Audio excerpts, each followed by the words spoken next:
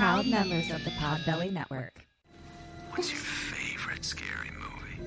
Oh, come on, you know I don't watch that shit. Why not? Too scared? No, it's just what's the point? They're all the same. Some stupid killer stalking some big-breasted girl who can't act, who's always running up the stairs when she should be going out the front door. It's insulting.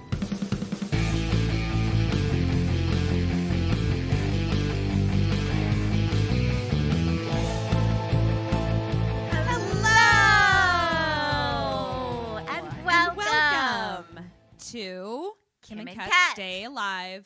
Maybe. Possibly. Hopefully. How are you? We are a horror movie comedy podcast. And we are going to tell you the entirety of a horror movie, spoilers and all.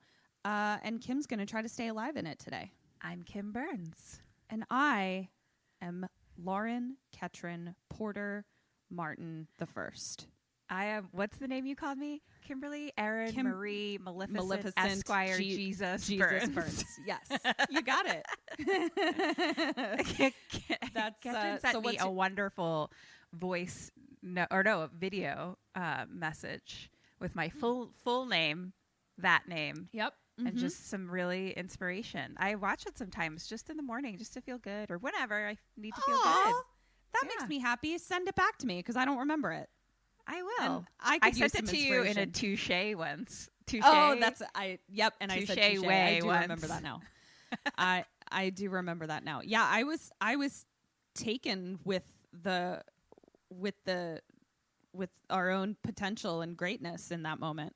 I know, like you are dead serious and powered and just a fucking blazing fireball of fierceness in it. I love it. It was pretty cool. I'm wearing some kksamp merch today. I'm very excited about they're super comfortable. Like really, really soft. Like the sweatshirt feels like I washed it 5 times. Yeah, I love that. Super into it.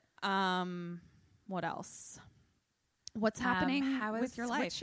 What's your win of the week, Kat? Oh man. What's your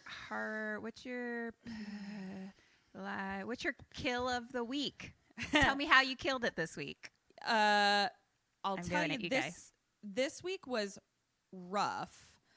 I think just the 5 or 6 week mark, it was just tough. So I would say the way that I killed it this week was getting through it. Eric and I didn't murder each other, and that was pretty cool. Ketron's kill of the week is not murder. I love it. Yeah, exactly. That's great. That's a great kill of the week. Didn't kill anyone. This was a rough week for me. But I read a bunch of things, couple things that you sent me, Kim, and then also some stuff that Eric sent me that was like, nope, you're right on schedule for a traumatic event. The 5 or 6 week mark is when you should be feeling super shitty. Perfect. So you're doing perfectly. I'm right on schedule. So yeah, it was just the gravity of the situation. I feel like it came upon me quite quickly. But I have been putting real effort into like keeping my apartment like very, very tidy and clean, like making that the thing that I can control. And so I think every couple days I'm going to like post a corner of my apartment that like makes me happy. That's nice. Just because this is the only place I can be. So I'm going to make it as sanctuary-like as I possibly fucking can. Good for you. That's lovely. Yeah. How about you, Burnsy? What's my kill of the week? I think it's that the universe blessed me. Or your slay of the day. Slay of the day. Oh, but it needs to be week. I know. It's kill of the week or slay of the day. Slay of the week. Yeah. That just seems like we're riding a sleigh. It doesn't work as well. We'll workshop it, you guys. Beep, beep, beep. Oh, the universe blessed me with this gift because I've had a book on hold at the library for a godforsaken amount of times. I pretty much forgot about it. And I was actually going to get it from Audible. I've almost listened to it like lots of times or bought it in different ways and then just never felt like I wanted to at the time. Like I was just kind of like, I don't feel like it right now. But it came into my inbox from the library, and I started listening to it, and it's attached. I should see who the authors are. I love that the library was like, you got time now, bitch. Try and get out of it now. It's called Attached, The New Science of Adult Attachment and How It Can Help You Find and Keep Love by Amir Levine and Rachel Heller. And, I've talked about on here, like, when I read that love addiction book and just different things like that and how I was like, damn, that's me. But this book I love because it's much more modern day. Like it's very current. Like they said, it's like the new science of it. So it's attachment styles. And basically like everyone has an attachment style. So it's not like something's wrong with you. We just have like different ones. And there's 3. And it's like anxious, avoidant, and secure. And then aren't there also combinations of those too or not? No, it's just those 3. Okay. There's a small percentage of people that are anxious and avoidant. Oh, okay. But like, no, it's just those 3, just which makes it pretty 3. simple. But like you can, if you're in a secure relationship, you can kind of move from anxious to secure and things like that. But obviously I'm an anxious attachment style. From all the things I've talked about on here, it's just to the T. I'm not like, in a, what's the word? I don't want to say exaggerated way, but like the instincts of all of it are in me, but I don't do all the things because it's one of those things where it's like you call people 15 times and you do all these things. You know what I mean? Like I don't do those things.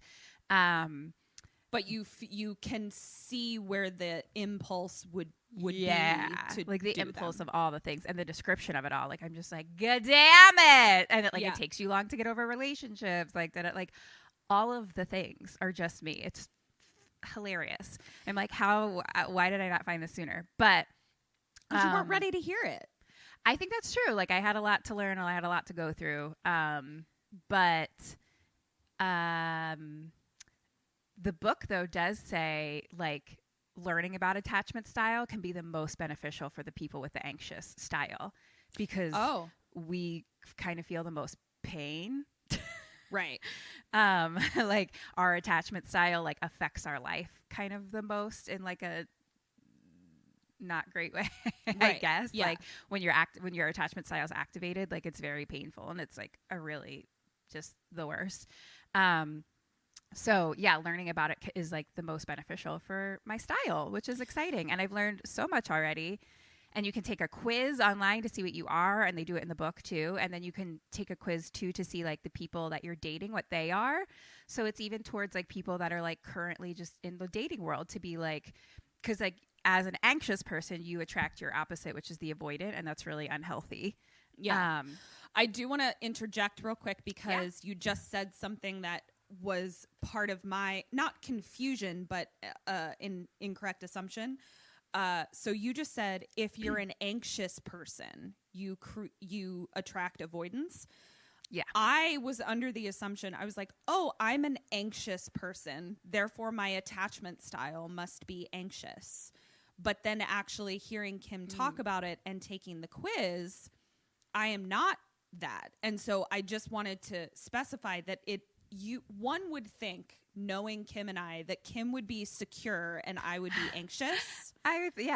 True. Because of our personalities, but in actuality, our attachment styles don't have anything to do with the anxiety piece that I was thinking was part of it. Your personality, it's your attachment style. It's like a very specific scientific thing.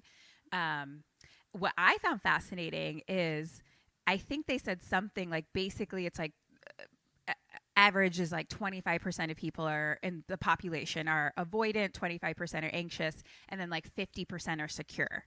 Oh. And that was shocking to me because I was like, I have only dated avoidant people because that's what I attract. Like it blew my face off when I was like 50% of the population are secure. Yeah. What are you talking about? And they say that they're like once in like, unless you're kind of like, basically you won't even bring secure people into your dating pool. Like you won't even be attracted to secure people. if for the most part, if you have an anxious style. Right. Unless you start being aware of it, and then you're like, oh, you catch on, you know what you know what the signs are, you know what all the things are, which I've already started doing before this, without reading this book, but from some of the other work I was doing, and I talked about on here, and I'm very excited that the guy, my boy right now, is a secure style. Yeah, that's pretty. Oh it's my pretty God. cool, and I think. It's also, without going into any details, but like it's really cool because a lot of the stuff that Kim is like trying to decipher with me right now is stuff that she's never been up against before. And it's been things where I'm like, oh no, like that just is people are just not freaking out all the time, or like when people are into you, they just tell you if they're like a secure person, like that kind of thing. And avoidant, it's like you're so used to the drama and the like wanting people to like you kind of thing that like that's normal. So then when it's like a secure person, it feels weird. Yeah. Like you're like, what's happening? This feels so weird.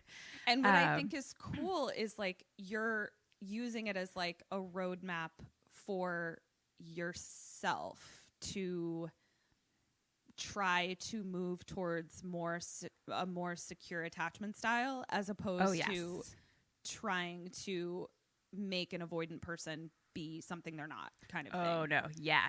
100%. Like this is all to learn about me and to like catch the signs of people that I am dating, and to avoid avoidant people, to be honest. To find secure people. So I did it on my own, and I'm so proud of myself. High five. Yeah.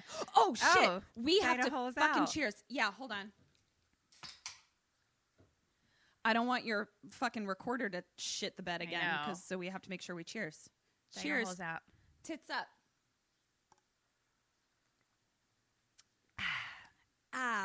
So that's my I feel like I'm killing that. I'm learning a lot. Really like it. Highly recommend the book. Yeah, I'm super excited that you're diving into it. It seems to be really lighten you up, bitch. Yeah. I have another thing that I can't stop thinking about. What's up? We can move on to our what we're watching of the week these days, because that's it's our life. Yeah. Right now. Tell me. So Apple TV really got me, motherfuckers. So some of it is free right now. You can watch Servant for free, the whole thing. But then other ones, you can watch the first 2 episodes. Oh! And then you have to join. And I was like, so I watched 2 shows that were both good, the first 2 episodes. And I was like, damn it. All right, fine, I'll buy you. Yeah. Honestly, it's like you get the first week free, and then I think it's like $5. So I was like, well, I deserve this right now. Yeah. And it's like we're spending less money on gas. You can find $5 fucking dollars. Yeah. Yeah. So, so I watched the morning show. Oh, with Jennifer Apple Aniston and Reese Witherspoon? Yeah. I did not know what that was about. Do you know what that's about? 2 women vying for a position as a news anchor? No. What's Didn't it about? It feel like that? And did you think it was maybe comedic-ish? Or I did not think it was comedic-ish. Okay. No. But I don't know, like I don't remember. I remember just thinking like I was like I assumed it just because of the actresses, but I was like I thought it was like comedic. I thought it was fun. Like I didn't know what it was at all. Okay. But I'll tell you, I'll just tell you because in the first episode this happens. But it's Jennifer Aniston and a male anchor on a morning show, and he gets fired for sexual misconduct. Oh shit. And it's a lot of the Me Too situation, and then they use they go back and forth in time a little bit, and so they use real things that happened in the news that they're covering, the fires in LA, the hurricane in Puerto Rico, and just different things like that. And wow. I finished it last night. I could there was 1 episode left, and I was like, I can't stop watching. I have to watch it, even though it's so late. Yeah, I can't stop thinking about it, and I'm not gonna say anything else, but I can't stop thinking about it. It's so important And I wish that it was like promoted more or like shared more as to like what it is. Like, it's so important. It's like such a good show. And like they do a really great job of showing all sides of everything and the inside workings of it all. Like, it's fucking fascinating. So this is really interesting because it didn't get great like reviews, I don't think. Or like it didn't. I think it just didn't get attention. Because they were nominated for things. Yeah, I guess I think the show might have been nominated too. I could be wrong about that, but I know the actresses were nominated. I guess it was more just like maybe it's that it's on Apple TV. Exactly. Like it just wasn't as accessible, perhaps. Exactly. And no one knew what Apple TV was at the time. But like, I cannot express to you, like, I was just like, I like bawled. Like the last episode is very intense. And I just... I'll have to check it out because, you've told me about 700 times to get Apple TV, but time doesn't exist. So suddenly I'm recording with you again and I haven't done the thing. And I'm like, where did 7 days go? That happens every week. Yeah, but I'm gonna work on that. My goal for this week is to acknowledge time. Oh, that's an interesting goal. I'm not going to do that. Yeah, I'm not going to do that. No desire. I'll have to check it out because I love. Eric is not a huge fan of Jennifer Aniston. She's really good in this. They're both everyone is very good in this. There's a lot of other actors in this too that are like phenomenal. I am aware. I think Jennifer Aniston is fucking incredible, but he is incorrect and finds her cold. And I'm just like, well, you're wrong. So well, she's cold in this, but she's meant to be cold, so maybe it'll be good for him. Yeah, he'll be like, yeah, that's her. But okay, I'll check it out. It sounds right up my alley. Yeah, it's it plucked some strings for me in an intense way. It sounds awesome. Tough. It was tough to watch. Do you have any good shows you're watching?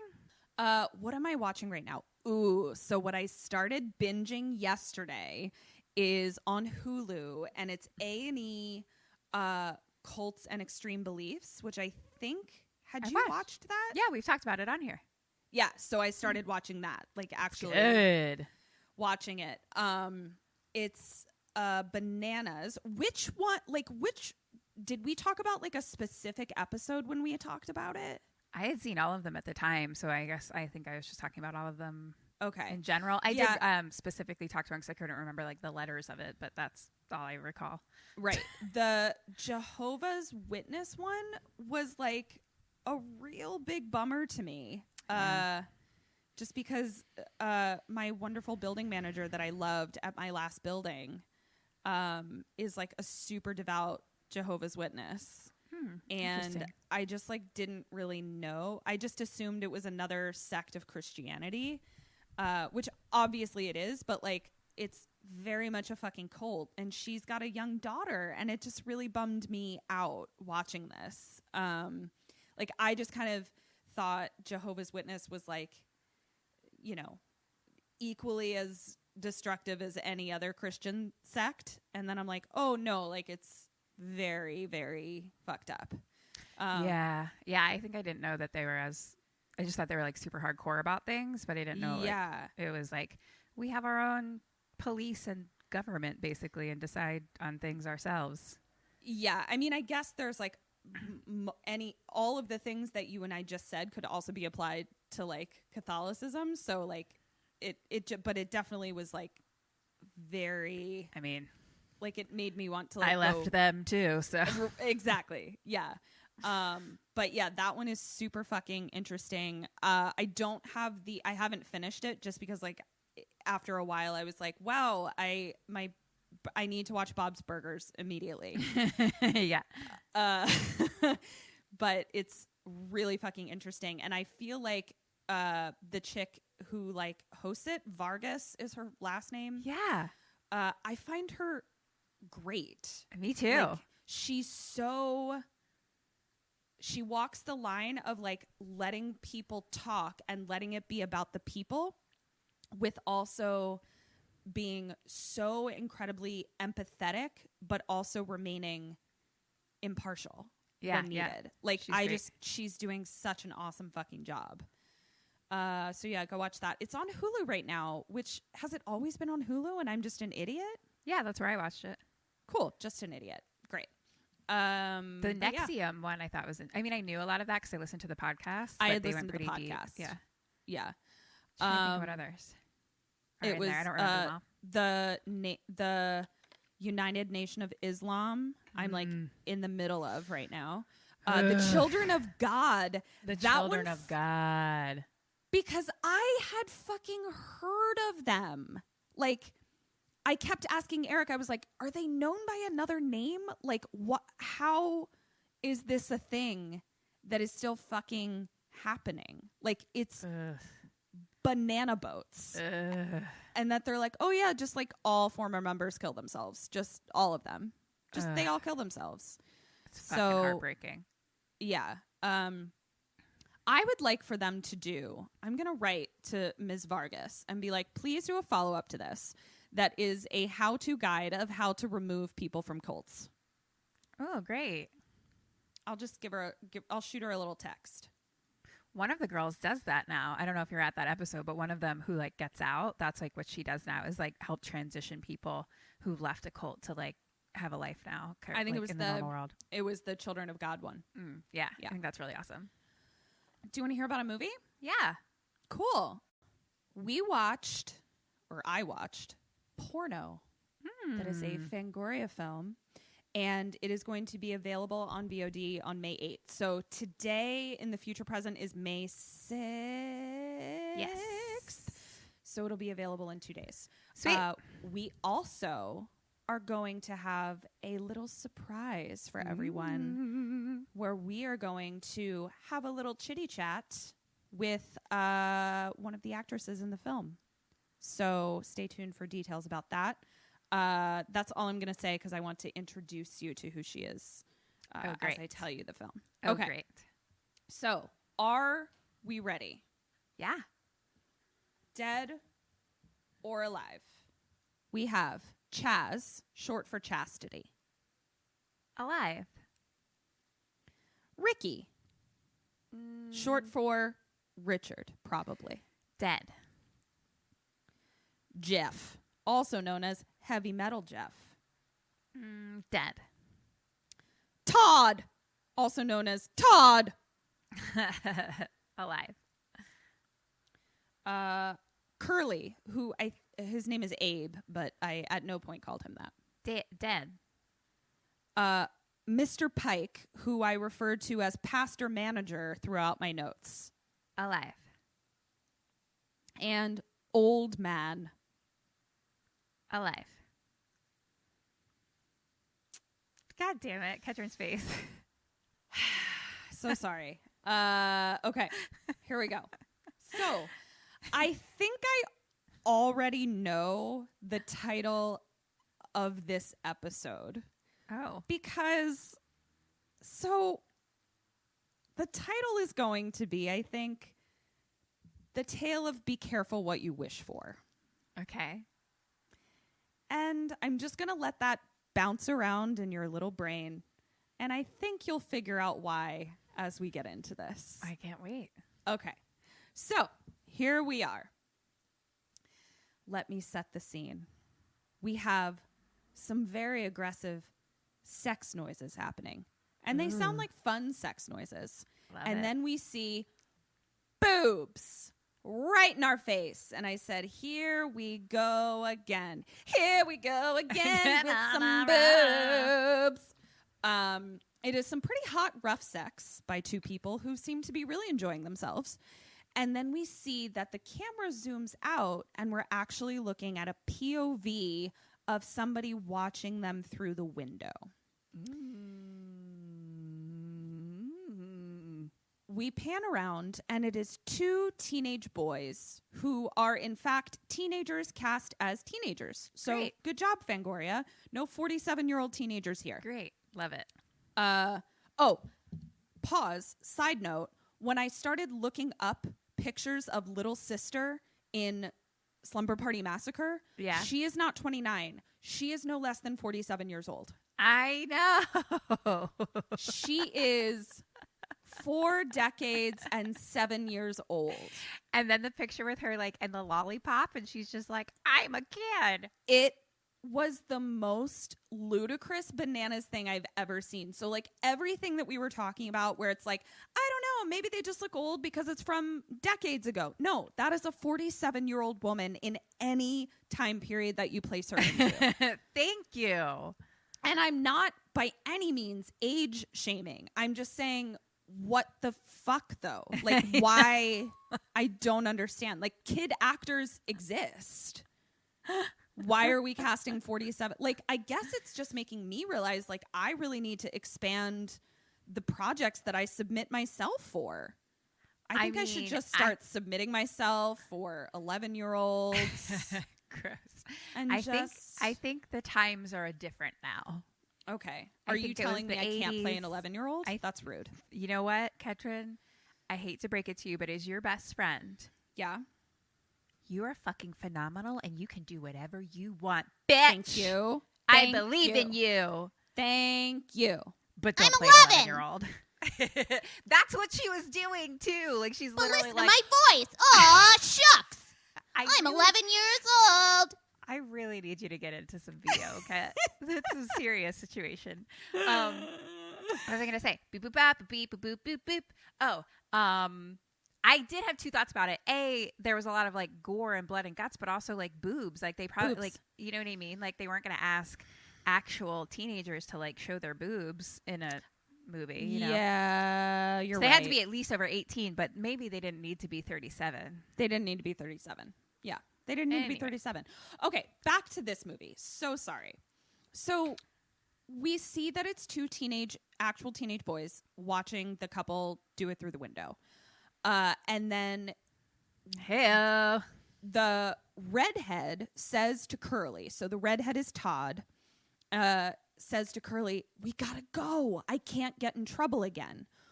Redhead runs off. Curly takes like one last look at the doing it, and then they ride off together down the sidewalk on their bikes. As they're riding off into the distance, we see the hand of some creepy person watching them ride away. So, like, just in the corner of the screen, we see that someone just sort of stepped onto the sidewalk and is, like, watching them ride away. Okay. So now we cut to Curly and Todd putting on their uniform for work. And I wasn't exactly sure what they did, but, like, I realized in a second that they work in a movie theater. So they're wearing, like, you know, black slacks, white button-down shirt, and, like, a black bow tie kind of thing. Like, they are dressed like you had to dress when you were a caterer. And they all the kids that work there, plus the manager, are all standing in a prayer circle prior to opening the theater. And praying? They're all praying. Led by the manager, who I then called Pastor Manager. And he is giving them all a speech about, you know, the devil and don't let him into the theater or whatever they say. And then he starts, I mean, I don't want the devil to come into my theater either, but I don't know if I need a prayer circle every day before work. I'm also just like, he'll probably like spend a ton of money though. Like, you know what I mean? I don't know. He'd probably steal though. I just don't know if the devil got an accurate rap is all I'm saying. In general, as the devil, you're not sure? I'm not sure. I just feel like he was the victim of some really bad propaganda, and we haven't actually heard his side of things. Oh, look at your little squishy penis. Look at what we're learning about Ketrin.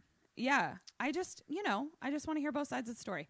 91 episodes in, turns out she's a devil worshiper. Yeah.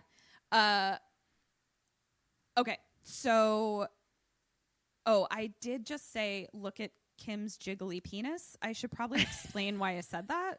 I just realized. So we're recording, like I can see things. We got a press kit for Porno, and inside of it was a squishy little tiny penis head. It's so cute.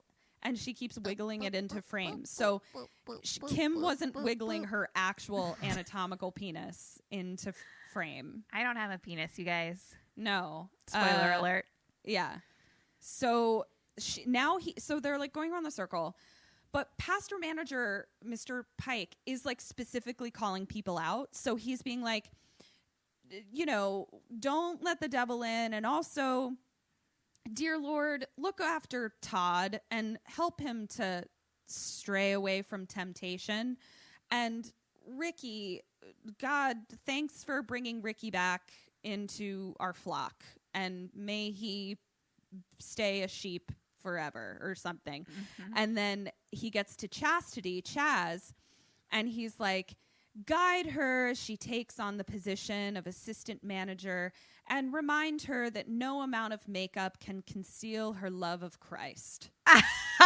Fuck you, pastor manager. Yeah, pastor manager was throwing shade. She's not even wearing that much makeup. She's just wearing like not even gothy. She's just wearing like eyeliner, but like it's eyeliner that rims all the way around. So it's like a look. She's like serving a look. It's fine. But she's not like dolled up. So then he like claps them away and he's like, we're open now. Get to work, everybody. And we see that the two movies that are playing, like it's only a two screen theater or whatever, is League of Their Own. Love! And Encino Man, which I never saw. Oh, fun. Okay. Yeah. Is this current day or is this like a 90s vintagey theater? It's definitely like the 90s. So like it's taking like those are new movies at the time. Okay. Yes. So now we see like a little montage of just like movie stuff, like Ricky getting popcorn, people taking tickets. We're going into the theater and this is how a movie theater works. Just a little montage of that. Then we go up into the projection booth and there is the projectionist up there and he's very like grunge, like 90s grunge. Okay. Right, you can see the haircut. You can see the flannel shirt. You can see the facial hair, right? Yeah. And he is listening to like rocking out on his headphones to like some pretty heavy metal. And then someone comes up behind him and pulls his hair. And he turns around and he's like, hello? Chaz is right there. And he's like, oh, you scared me. And he's like, no playing in the booth. Like he's like the older kid, but he's like still a kid. Yeah. But drunk on his own authority. And she's like, I was just bringing you your drink. And he's like, I asked for no ice. And she's like, I forgot. Rude. He's like, it's the same every day. I never drink ice. And I'm like, okay, dude. Like, turn it down a notch, please.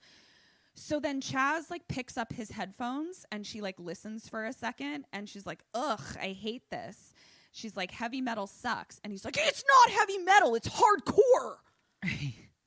And then she's like, then why does everyone call you Heavy Metal Jeff? And he's like, no one calls me that. Oh my like, God, Jeff. I mean, there's going to be a lot of that. It's just going to be a lot of like, oh my God, Jeff, calm down. Get it together, Jeff. Get it together, Jeff. So now we cut to the boys' bathroom, and it's Angelon dumping a bucket of ice into the urinals. Do you know why they do that? Dumping a bucket of ice into the urinals. You know, they did it on Letterkenny, and then they made a joke about how it's fun for boys to pee on that or something like that. But so, yes, it is fun for boys to pee on it. But I asked Eric, I was like, why did they do that? And he's like, because hot pee smells more than cold pee. Oh, interesting. Yeah, that makes sense. And then he was like, and also it's fun to pee on. I was like, sure. I didn't even know they did that in real life. I thought it was like a joke on Letterkenny. No, they pour fucking ice buckets into the urinal, I guess. Wow. So Todd is pouring ice into the urinal and peeing on it because it's fun. I can think of quite a few bathrooms I've been in that could have used a little ice in the urinal. Little ice in the urinal. Because they're swampy. And then, Curly will tell you because he's over at the toilet and he is just plunging a just full poop toilet. Like, I'm just like, this is just caked in poop. Like, what are you doing? Like, he's like plunging it, but it just looks like someone exploded out of their asshole and then also the toilet exploded. No. It's a very, very bummer of a situation. And I'm like, you could just not pay me enough to deal with this amount of poop and this disorganization of feces. Like, no. Like, at the very least, I need my feces, like, contained, but just, like, chaotic feces, I just am not interested. I've worked at many a bar and restaurants, and, like, sometimes you have to, like, clean the bathroom or something, and it's, like, those are the ones where I'm just like, nope, I don't doing it. want not to. for me. It's always, like, bless the busboys of the world, because you always just call on the busboy. You're always just like, excuse me, busboy, you need to clean the bathroom. And they're just not my paid job. enough for that. They're just not paid enough for that. No. The only bathroom I ever had to clean was when I was a lifeguard. And that was actually really fun because it's a pool bathroom. And so, like, you don't have to get down into things. You literally, I mean, actually, this is really unsafe. He probably shouldn't have had teenagers doing this because there were no windows or ventilation. But basically, you just take chlorine and you just fucking just spray it all over the bathroom. Yeah. Just cake it in chlorine, and then you take a giant hose and you just fucking hose down the bathroom. That's much better. And then That's it just much better. drains into the, into the center of the bathroom where the drain is. And I'm just like, not only is this quick as fuck, I'm super high on these fumes. And it's really satisfying. Like, you're basically great. like power washing the bathroom. Sounds great. Yeah. They did not get to power wash the bathroom. So now they're talking, and they're talking about what movie to watch tonight. So the only two movies that are playing are Encino Man, and Todd's like, I want to watch Encino Man. He's like, I heard that Pauly Shore is a real cut up. Oh my God. I love that. Yeah, and I was like, Pauly Shore is a real cut up. Yeah, I don't have words. Real cut up. It kind of makes me want to revisit some of Pauly Shore's That's wonderful. early career. And so That's a then wonderful line. He's like, Ricky and Chaz are gonna want to watch A League of Their Own. And Curly is like, me too, dude. Madonna is in A League of Their Own. Yeah.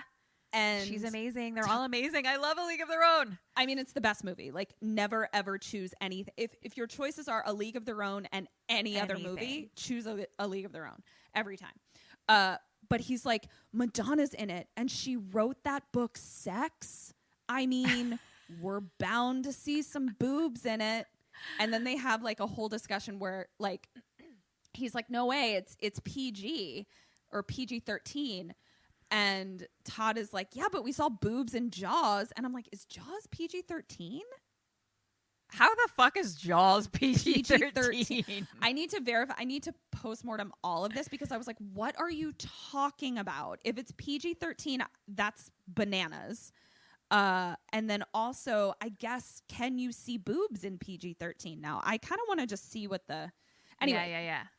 They're really hoping that they see some Madonna boobs in PG-13. Spoiler alert, boys. No Madonna boobs. No boobs. So sorry. Still a great movie. You should watch it. So now Todd stares off into space and thinks about whether Madonna is really doing it in her book. Like, he's basically like, is she having actual sex in her book? And I'm like, I think she is. Probably. So now we cut to Pastor Manager's office. And he's giving Chaz a ring of keys. And he's like, don't lose these. You're the Mrs. Manager now. But should you happen to lose them, here are the copies of all the keys that are on your belt. And he like opens like a little cabinet in his office to be like, this is where the copies are. And then he pulls out a super cool belt chain. And he's like, do you need a belt chain? She's like, no, I don't. Need a belt chain, Mr. Pastor Man. And then as she's leaving, Pastor Manager says, how do you think Ricky is doing? And Chaz like kind of gets a little like uncomfortable and weird about it, but like there's definitely something like unsaid, like people aren't wanting to say things. So she's just kind of like, I mean, I think okay, like fine. And pastor manager is like, he's making awesome critical strides. We just really need to make sure to support him, and you know, patience goes a long way. Is Ricky one of the boys from the beginning? Yes. Yeah, he works there. So it's like Todd, Curly. No, the two in the beginning. Oh, no. He's not. The two boys at the beginning were Todd and Curly. So now we cut to outside of the theater. So like on the street, and it's nighttime. And we see an old man across the street from the theater, and he looks homeless. And he's staring at the theater, and he's just muttering to himself, see, this was all mine. See, this was all mine. See, this was all mine. This was all mine. This was all mine. And we're just like, okay, creeper. So now we cut back to the alley behind the theater. And Ricky and Chaz are out there. So Ricky is the one that like, how's Ricky doing kind of thing. Chaz is the assistant manager. And they're talking about like what to watch that night. And so Ricky is smoking, but in a way that suggests he wants to look very cool while he smokes. Right. He's not great at it. It's not reading like an extension of his hand, if you will. Got it. It's reading as something that he is holding that he has not held very often. Been there. Yeah, right? And so he's like, I'm not seeing League again. And Chaz is like, you already saw it? She's like, did you sneak in? And Ricky is like, no, I saw it with my mom. And then Chaz is like, oh, you didn't go with Jasmine? Jasmine? And he's like, no, she hates baseball. And I'm like, it's not about baseball. It's not about baseball. It's about the human spirit. It's about the love of friendship. Exactly. And sisterhood. Yeah. And so then Chaz is like, some girlfriend. Can't wait to meet her. And then, like, obviously being shady about it. And then Ricky says, hey, Jasmine is awesome. She's really on fire for God.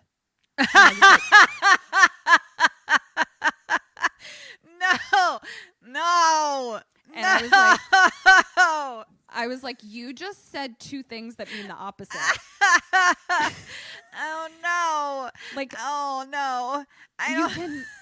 You cannot be awesome and also be described as on fire for God. On fire for God is so specific. It sounds like she's like got the hots for God. Yes. When we first moved out here, this is how I met Megan Rosati. You were on fire for God? We were both on fire for God together. And then I reconnected with her at the set of Lucky. But we were both in like a student film like 1,000 years ago, but we weren't ever in the same scene. We were just like in the film. Right. So I don't even think we met in person before, but my character was on fire for God. Oh man. Wow. Really on fire for God. Maybe I'll share it. Yeah, I did when I was going to evangelical camps and things like that. I do still, my favorite musical is Jesus Christ Superstar, and I love Ted Neely so much, and it's like a very important film in my family. But I remember in 6th grade, I felt really guilty because I thought Ted Neely was so fucking hot. And so we were listening to Jesus Christ Superstar in my religion class in 6th grade, and I had to stay after class one day because I was crying, and I had to ask Miss Ridenauer if Jesus was mad at me that I thought he was hot. Katrin! Yeah. Oh, little baby. And she gave me the best answer. Do you know what she said? What'd she say? She said, I think Jesus would be very flattered. Oh, that is a good answer. She was like, I mean, he was human after all. Oh, I know. That's it was sweet. Great. Yeah. Okay. So where were we? Oh, on fire for God. For God. So then Chaz kind of like looks at I want him. that to be the name of the name of the title. Girl, That doesn't make sense. the name of the title. Girl, we'll see. Okay. Yeah. So Chaz looks at him longingly, ? Then all of a sudden we hear, I smell cigs! And Jeff busts out the door, Oh my God, Jeff. grabs Ricky's cigarette and like throws it as hard as he can against the brick wall. And then he turns to them and says, do you want to show up to heaven smelling like an ashtray? And then goes back inside. I didn't think that Heavy Metal Jeff would be so on fire for God. Well, we're going to learn about Jeff and how he found Interesting. his edge in a little bit. Interesting. Jeff is really going to reveal a lot about himself as the film continues. Do you want to show up to heaven smelling like an ashtray? I don't think that's how any of that works, No, but I don't either, for but- Jeff, that's really important to him. He I'm wants learning to smell a lot it. about my path to heaven, so Yeah, keep it he coming. wants to show up to heaven smelling so fresh and so clean. And that Please. is his prerogative. Please educate me on how I get to there. Yeah. So now we cut to people leaving the lobby. Last film was shown. And pastor manager comes out and he's like, I'm so proud of you guys, of my employees. You have earned your Friday movie night. And so basically what that means is when the last film is shown and everyone leaves, they get to lock themselves in and watch whatever they want. Mm-hmm. And Jeff comes out and he's like, what are we watching? I have to load the projector. And Oh my God, Jeff. Jeff is very extra. So poor Curly is like, we haven't decided yet. And he's like, pick now or I'm out of here. And so pastor manager comes in and he's like, Jeff, I love your passion, but I do want you to remember CBTL. And Jeff like kind of he closes his eyes and takes a deep breath and he's like, right, CBTL. And Curly is like, or Todd's like, what's CBTL? And Jeff gets right into Todd's face and says, Christ bears the load. Okay. Great. Christ bears the load, Kim. Great. Thank you. I'm learning a lot from this movie. Yeah. That apparently we need to shower before we go through the pearly gates. And Christ bears the load. So Christ bears the load. Father manager tells them to decide amongst themselves. And he's like, I'll be back at midnight to give you, Jeff, a ride home. So in my head, I was like, does the last movie end at like 9:30? Like that's... but I guess maybe it's like it's probably like a Christian movie theater or something. So like they're like everyone in bed before Jesus comes to knock on your bedroom door or something. Isn't that what Jesus does? Jesus comes at night. Yeah, Jesus And checks to make sure you're in bed and smelling good like And roses. Yep, he knows when you are sleeping and knows when you're awake, right? That's him. I think that's right? Jesus. Jesus. Yeah. Okay. So Father manager leaves, pastor manager leaves. And he's like, I'm passing the torch to Chastity. So now we cut to Chaz locking the front door. And it's like those glass front doors. Curly and Todd are sweeping. And then there's like mannequins of League of Their Own and Encino Man. So it's like two mannequins. One's a caveman and one's a lady baseball player. Todd at this point hears something from one of the two theaters. And so they go in, and it's the old muttering man at the front being crazy, like up in the front row. And the boys just watch him. And they're like, man, I can smell the booze on him. And they're like, Chaz! And Chaz comes in, and she's like, well, are you guys going to tell him to leave? And they're like, well, you're in charge, right? And she's like, ugh, you're such wimps. So Chaz walks like down the aisle slowly, and she's like, excuse me. Fuck you. That was a deep cut of Ketrin making fun of me, just so you all know. Really deep cut. Maybe we'll postmortem it. We'll postmortem the deep cut. So she's like, we're closed. And then he turns and he's got like fucking crazy face. And he like breaks off an arm of one of the chairs and like goes to attack them. Whoa. Here comes Jeff from behind. And he grabs him from behind and like the old man's like coat like comes off and he like bolts into the lobby. So now he's shirtless, crazy old man. And when he gets away, Jeff is like, dang it! And like runs after him. I fucking love Jeff. Oh, God. And he gets into the lobby. And the old man gets into the lobby and we see him like pull back a curtain that like previously was like, oh, this is just a wall. But he pulls back a curtain and there's like a boarded up old hallway. Door, something like definitely something that was hidden behind this curtain and boarded up. And the old man just fucking like busts through it like a straight up like Wile E. Coyote cartoon. Like just like busts through it. And the kids are just like, what the fuck? And then Jeff says, see, kids, that's why I don't drink. Cause you bust through doors, I guess. That's what I'm doing after this. I'm going to get real hyped up on White Claw and just run through some walls. Can you videotape that for us, please? Sure will. So they're trying to figure out what to do now. So Kim, question number 1, what do you do and what do they do? Explain to me where this is inside the theater somewhere. Yeah. So you walk into the Americana. There's where you buy the tickets and all that kind of stuff. And then the theaters are off to either side of you, right? Yeah. Mm-hmm. But right before you get to the theaters, there's like a curtain that goes all the way across the wall that like looks like a decorative curtain, right? But if you pull that curtain back, what you thought was just going to be wall before you got to like where you actually would enter into the individual theaters, there's a boarded up other theater, hallway to another theater, okay, that kind of thing. I am going to call the police. Okay. What do they do? I think they are going to go in after him to try to get him to leave. Here's your little surprise. I forgot to go get the bell today, but I found this. Ooh, bell sounds. 2? That was 2 bells. That is a ship bell.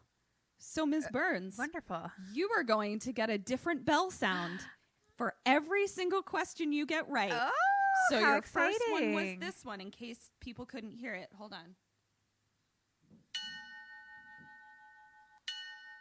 Double ding. Double ding ship bells for you, Ms. Burns. Nice work. So thank you. All the more incentive to get these right so you can hear all your bells.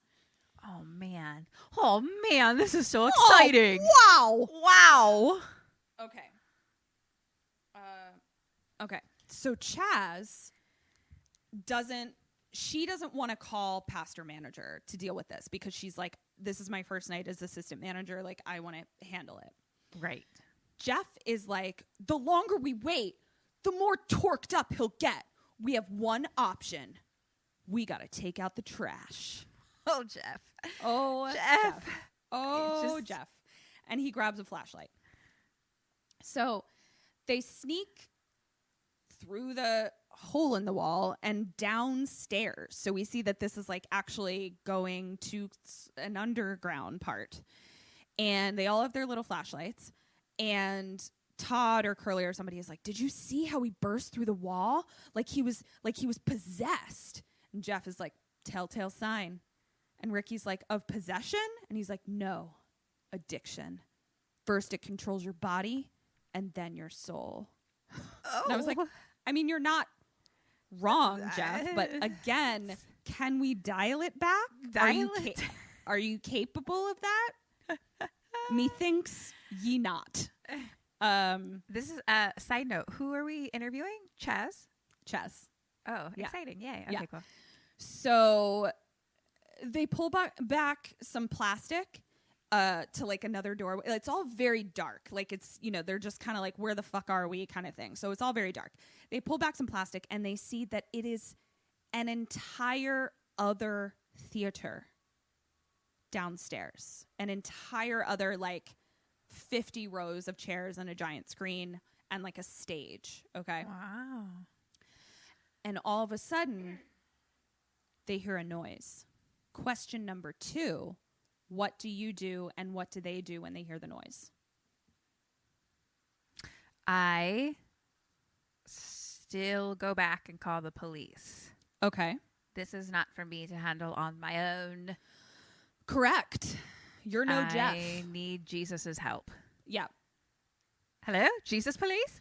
Jesus, please. I would, and then I think that they follow the noise. They go investigate the noise.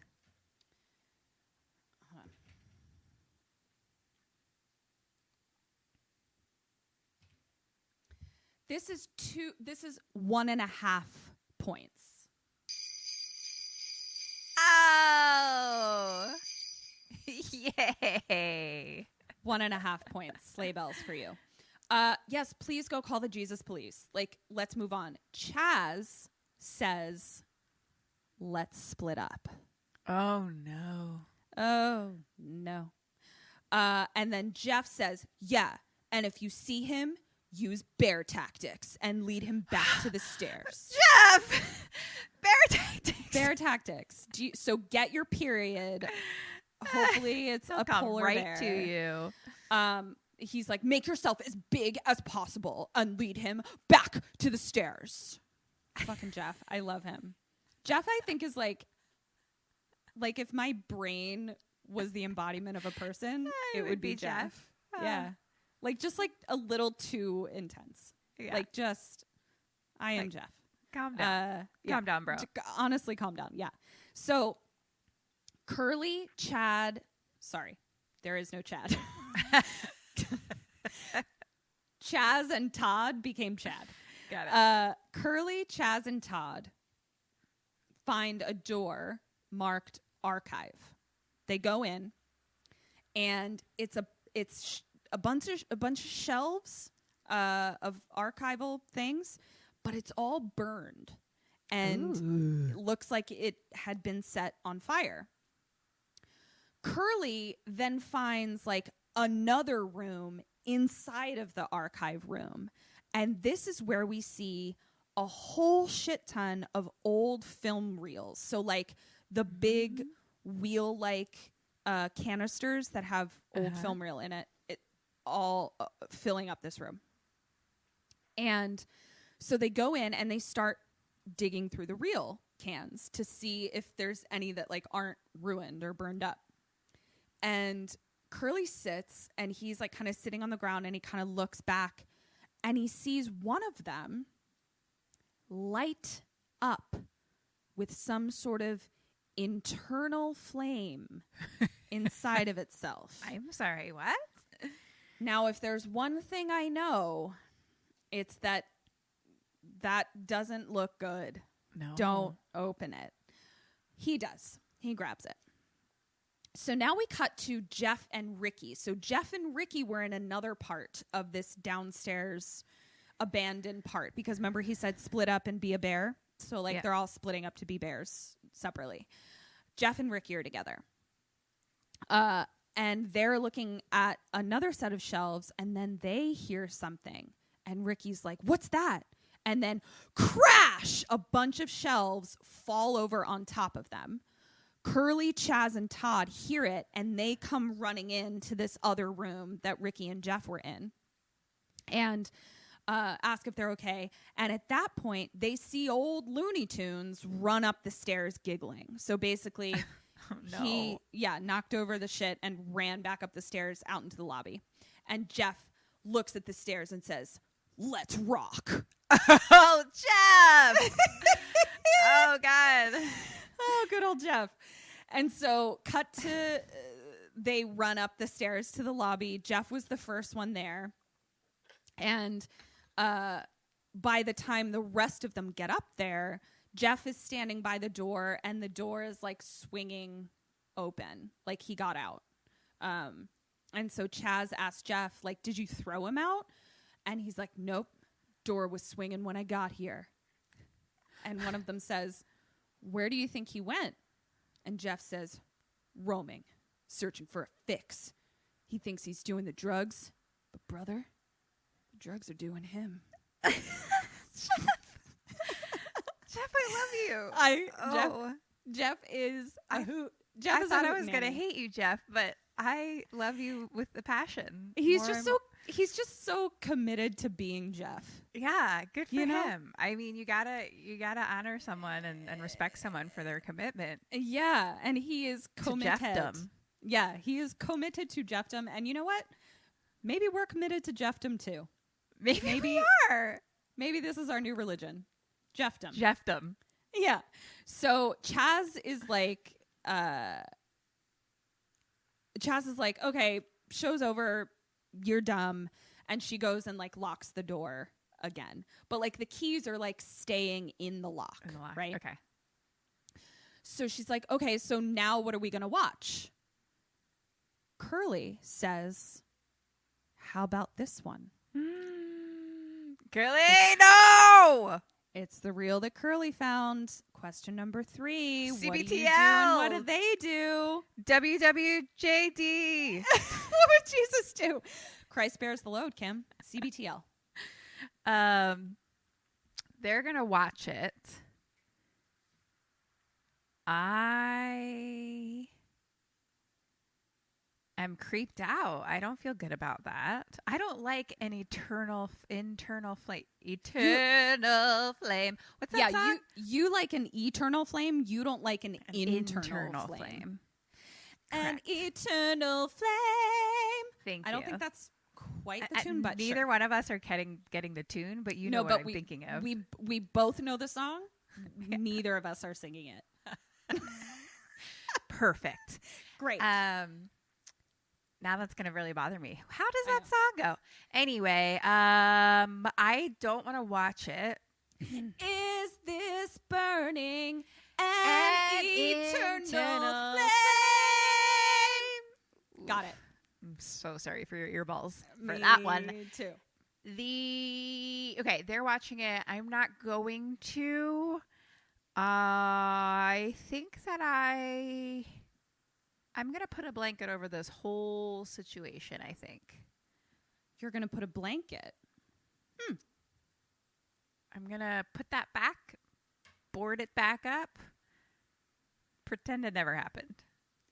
Kim, for the first time ever in your goddamn life, I'm going to tell you, good job putting a blanket over it.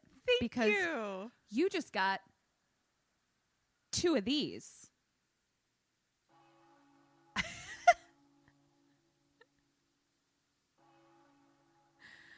Thank you. Church bells. Wow.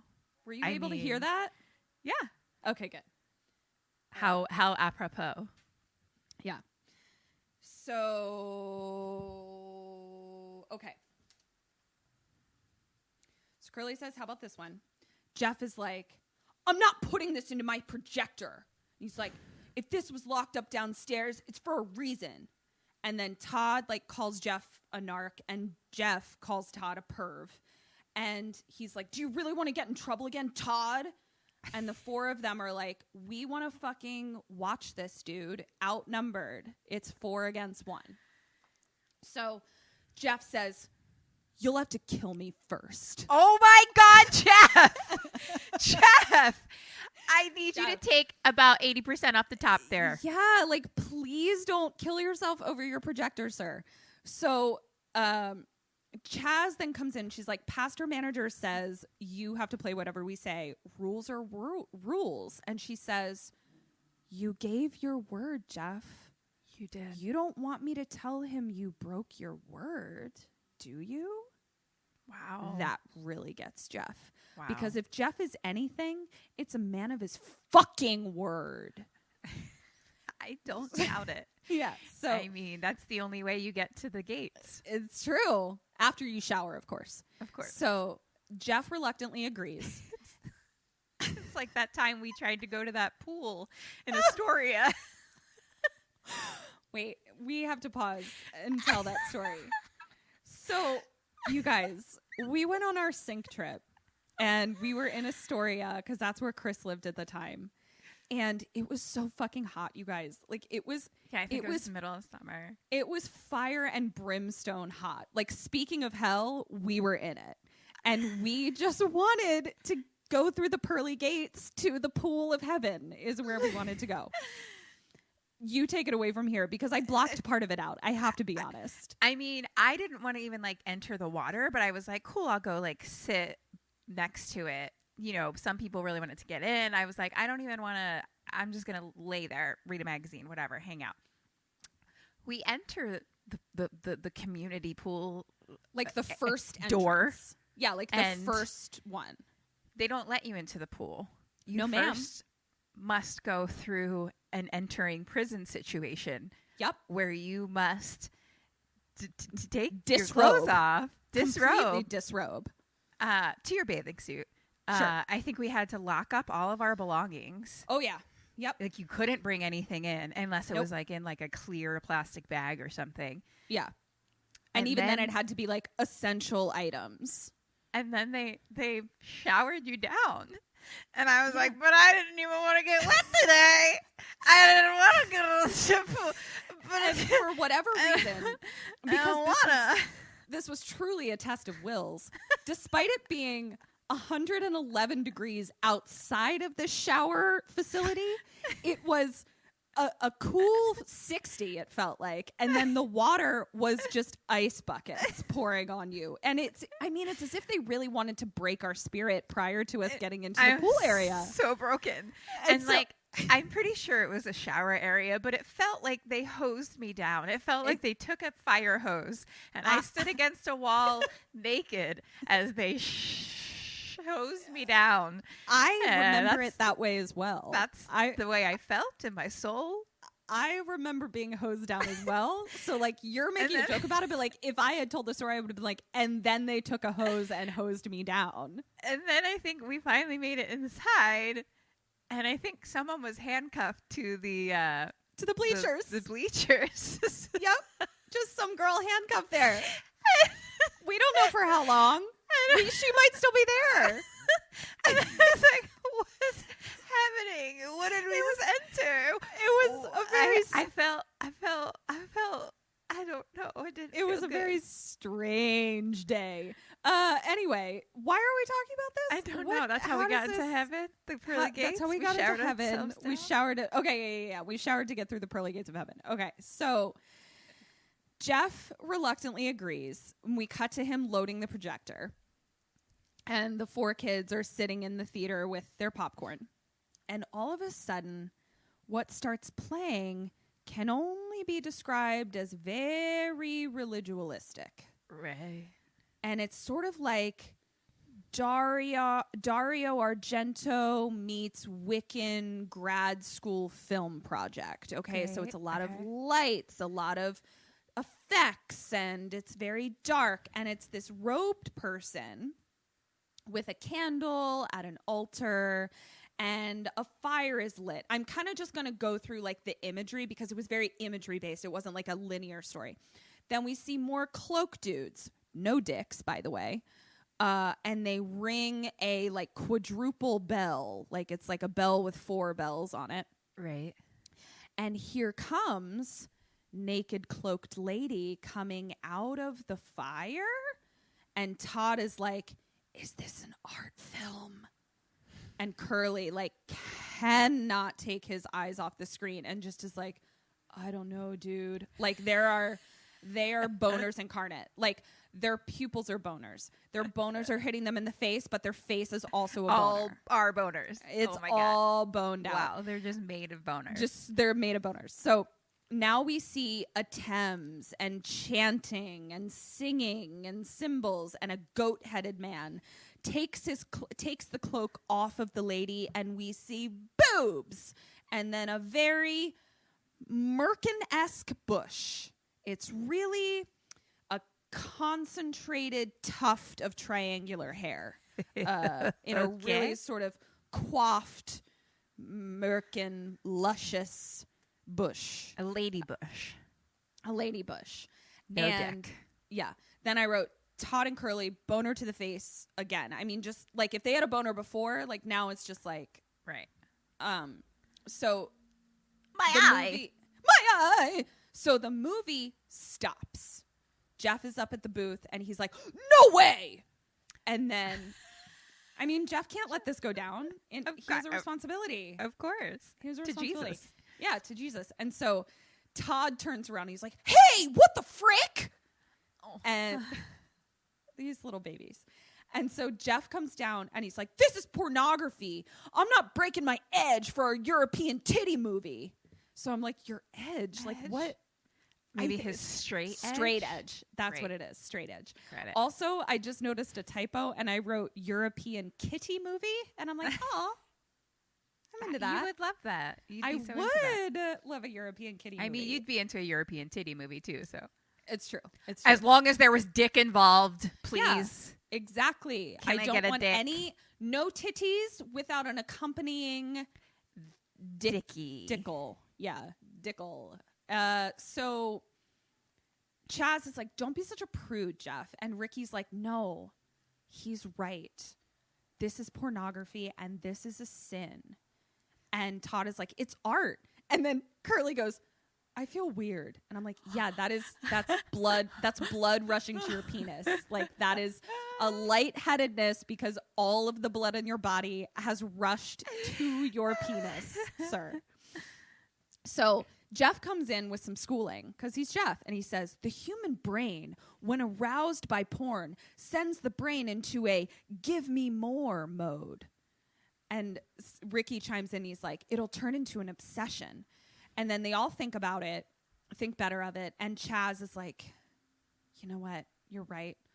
It's my fault. I'm in charge. And Curly is like, no, I brought it up. Because remember, Kim, first and foremost, these kids are on fire for God. Okay? Of so, course. like, they have their urges, but they know that Christ will bear the load. And so they're all trying to, like, apologize together. No, I brought it up. And, one of them chimes in, I think it was Ricky, chimes in and says, who knows what it'll lead to? And then Jeff says, some of us know what it'll lead to. Right, Todd? Todd. And then they're like, wait, where is Todd? What? And then we hear from up in the booth, the wild card! And the movie starts playing again. Todd! You big perv. So movie comes back on. Todd is in there. Jeff rushes up to the booth. Todd has locked him out.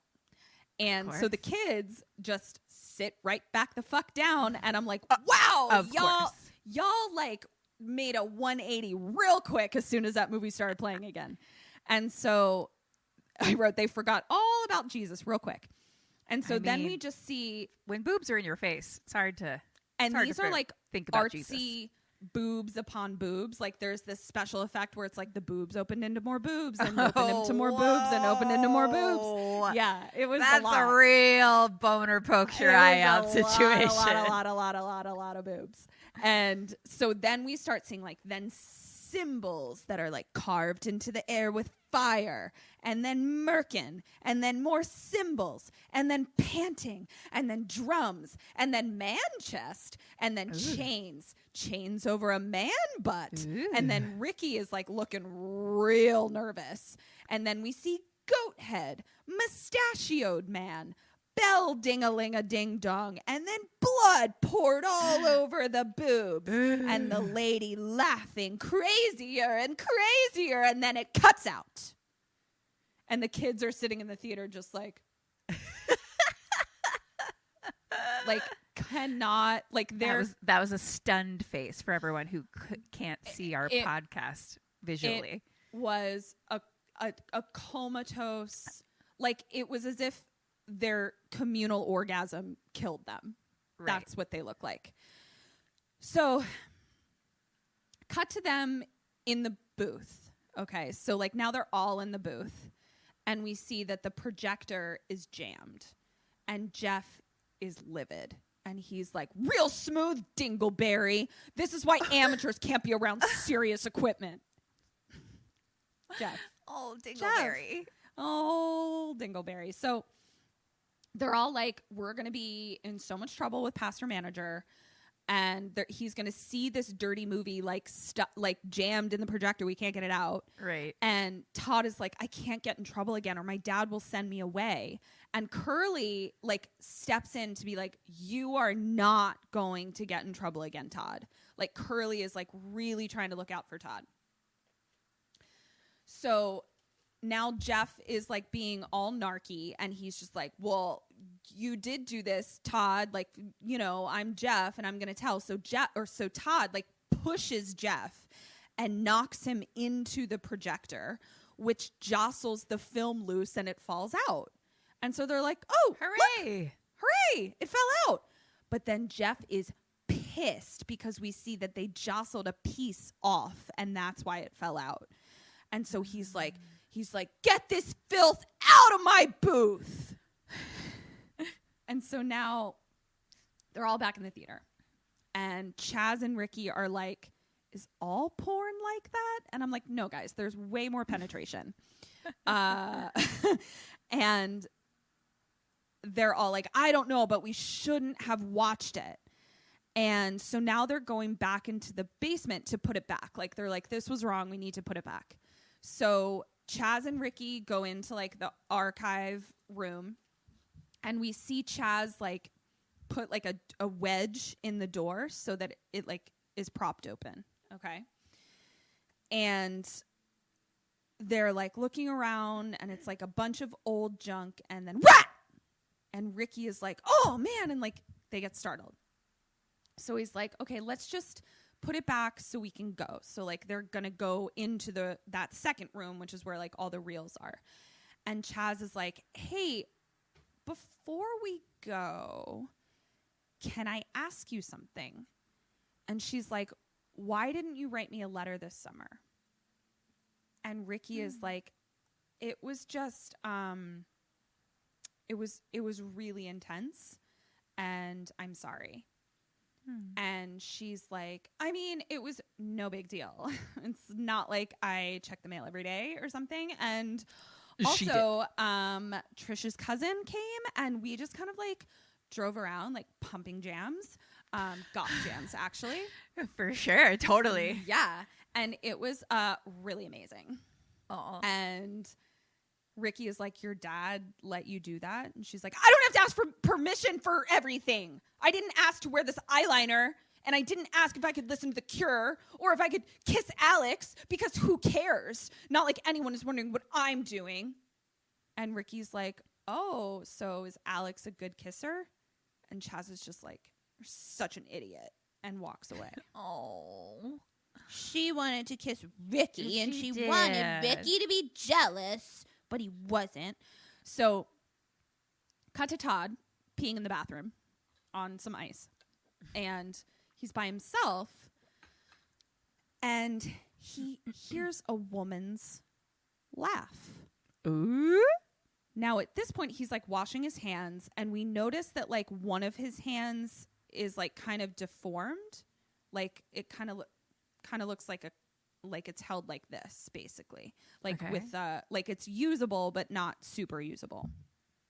And so he goes to investigate where the giggle is coming from, and he like comes out into the lobby and he's like, hello? So now we cut back to Curly and Jeff in the booth, in the projector booth. So we have Ricky and Chaz in the archives, Todd is by himself, Curly and Jeff are in the booth. And Jeff is trying to like fix the projector, like the part that broke off. And he's like, pastor manager is going to explode my nuts if he finds out. Whoa, and Jeff. Curly says the same thing. He's like, explode your nuts? And he's like, it happens. My dad was a nam, salt all the time. And then he like can't get the projector to work. So he's like, cheese and rice. We used to say that when Steph Dawson used to say that all the time. Really? But like as a joke. Yeah. Yeah. No, this Cheese was and not rice. a joke. He really wanted to use the Lord's name in vain, but oh my goodness, that will not bring you to the pearly gates. no, and he didn't want to lose his edge. So you'll need a lot more than a hose down after that. Oh yeah. So Jeff starts talking shit on Todd, And he's like, he's a perv. You shouldn't hang out with him. And Curly is defending him. He's like, who made you role model? You dropped out of college and moved back in with your mom. Ooh. And that don't get Jeff, because Jeff says that college was sucking away my money and pumping me with secular propaganda. I'm going to save money and get my band back together. Okay, Jeff. Good for you. Okay, Jeff. And then Curly says, God hates heavy metal. And he goes, it's not heavy metal. It's hardcore. Ooh. And then he's like, what are you doing with your life, Curly? So then Jeff starts playing with the projector again. And all of a sudden, something starts playing on the projector. What? But there's nothing fucking in there. What? And it's this weird fucking movie where it's like someone skateboarding and falling down, and then a newscaster talking about an old man dying, and then people in cave people costumes, and then someone on a skateboard on fire, and then distorted and slowing down. So it's like, I am a newscaster. So something weird's happening with Jeff's projector. So now we cut to Chaz and Ricky. They're still in the basement. And Chaz is kind of just looking at all the junk that's down there. And she's reading this ancient book that she found. And she's reading a page entitled Succubi. She's like, Succubi. The demon can only be summoned or dispatched using the sacred instruments. Only in its true form can it be killed. And Ricky's like, what's that? And she's like, a book. She's still mad at him. She throws the book at him. She's like, oh, you want to see it? It's a book. And so then she's like, I mean, what's going on with you? She's like, all you ever used to talk about was playing baseball.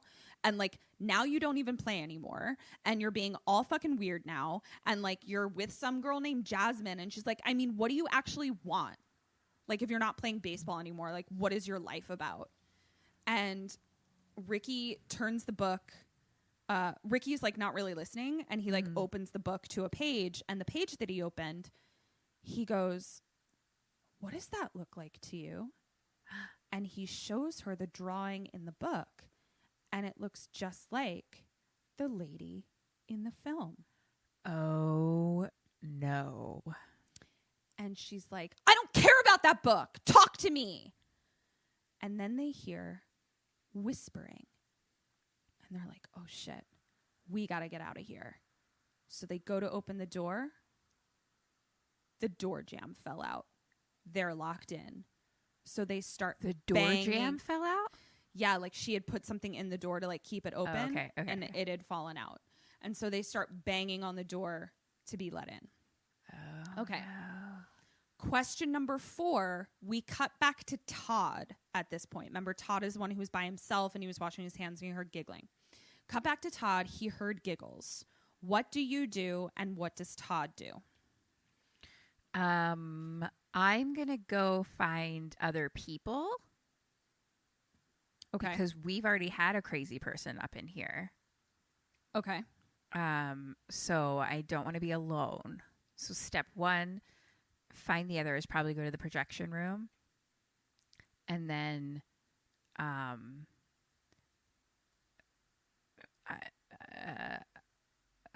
do I need to go further? Well, what does he do? Oh, what does he do? He, I think, just keeps looking on his own to find he follows the giggle. Let's see what bell I'm going to give you. This is 2 bells. Oh my goodness. Bicycle. Little bicycle bell. How fun. He goes looking by himself, like a dumb idiot. So we cut to Todd alone in the abandoned theater part. So he has gone down the stairs. He has bypassed the archive door, and he has gone into the further into this abandoned part of the theater. Not quite into the part where there's seats and stuff, but the hallway part where you might see a poster for this and a poster for this as Okay. you're walking. Alone. Yeah, alone. And he's looking for the giggling and looking around with a flashlight, and he sees like all of the posters on the wall are like porno posters, like old-timey porno posters. Scandalous. So the first one that he sees and shines his flashlight on says 10-foot hole, 10-foot pole. Wow. Wow, lady. And then we hear someone say, Todd, and he shines the light. And it's the woman from the film. And she's standing right in front of Todd. Oh my God. She drops her cloak. Whoa. And now Todd has real life boobs and merkin in his fucking face. My eye. Oh, yes. Todd is bonered. Bonered. Boner to the face. And then we see a close-up on his, like, deformed hand. And we see her take his hand. And she holds it. And then puts his finger in her mouth. And he... Can you fucking imagine that poor little Christian boy? A naked lady puts his finger in her mouth. Like, I'm getting a boner. Like, I'm getting like an empathy boner for this poor little boy. Like, just being like, I can't. So, she's sucking on his hand, and he gets like a major O face. Like, I'm like, oh my God, this is going to kill him. Like, for sure. Like, this orgasm is going to end his life. And he kind of like screams, and we cut to the booth, and it appears that like, as this is happening, it's created like interference with like the electronics and stuff. So the movie in the booth like starts getting all weird. The lights in the booth start getting all weird. And they're like, where's Todd? And Jeff is like, probably spanking it to that movie. And Curly is like, he would never do that. He's not a perv. And Jeff is like, he was found by the cops in a tree with binoculars. And he's like, it was in the paper. And Curly gets like super mad at Jeff and leaves. So Todd was in fact like a peeping Tom that got in trouble. A peeping Todd. A peeping Todd. Good one. So now we cut to Curly calling for Todd, and Jeff comes after him. They indicate that he's in the basement theater, so they go down with a flashlight, and they find Todd on the ground. Dead? ? Todd. So they go over to him, That orgasm did kill him. and he wakes up, and he's like, I saw her. And he points to like the poster, and he's like, I saw her. And Jeff is like, he peed his fucking pants. Oh, he didn't say fuck. He just said he peed his pants because he doesn't want to ruin his words. And then Todd leans over to Curly, and he's like, I don't think it's pee. What did he like, say? It's nut. It's like, nut. I don't know why that really grossed me out, but it did. And he's like, I saw Hooters, man. The lady from the film. And then, hold please. Okay. He says, I saw her Hooters, the lady from the film. Jeff then says, only naked lady you've seen is your mom. Todd replies, my mom's dead. Whoa. Jeff replies, prove it. What? What's Prove happening? it. Jeff needs to see a death certificate. Bring me that death certificate, motherfucker. Here are the people you need to give the death certificate to. The funeral home, the Social Security Administration, the mortgage company, and Heavy Metal Jeff. Okay. They all need death certificates to prove that your mom is dead. So then they hear something. Jeff shines a light on one of the other posters, and it's a lady with boobs, but she's wearing like a leather jacket, but the leather jacket's like only covering like one boob, and then the other boob is out, and she's smoking a cigarette. Ooh. if anybody can ruin Jeff's edge, it's a lady like this one. And so Curly says, careful, Jeff, don't break your edge. And Jeff says, yeah, right. I'm not popping wood for this trash. Jeff. I mean, except I think you are, Jeff. Like, I think you are, in fact, popping wood for this trash. I don't know if you can control your wood popping. Yeah. So now we cut to Chaz and Ricky, who are still fucking stuck in the room, and they're like looking for a way out to open the door. Chaz is like looking for a box, and remember, there's like rooms in rooms. So like, yeah, the first room is like where the door is that they can't get out of, and then there's like the other room that had like all the film reels in it. So Ricky is in like the first room, and then Chaz has gone into the second room looking for something to like get the door open. And Chaz finds a box, and she opens it, and it's the bell from the movie. A 4-bell dinger is in this box. Then we see the room fill with a red light. Chaz turns slowly, hears whispers. It's Ricky behind her, shirtless, What? in baseball pants, Ricky? and that black stuff under his eyes. Yeah. And she pops a girl boner. A vajoner. A vajoner. And Ricky walks towards her and kisses her.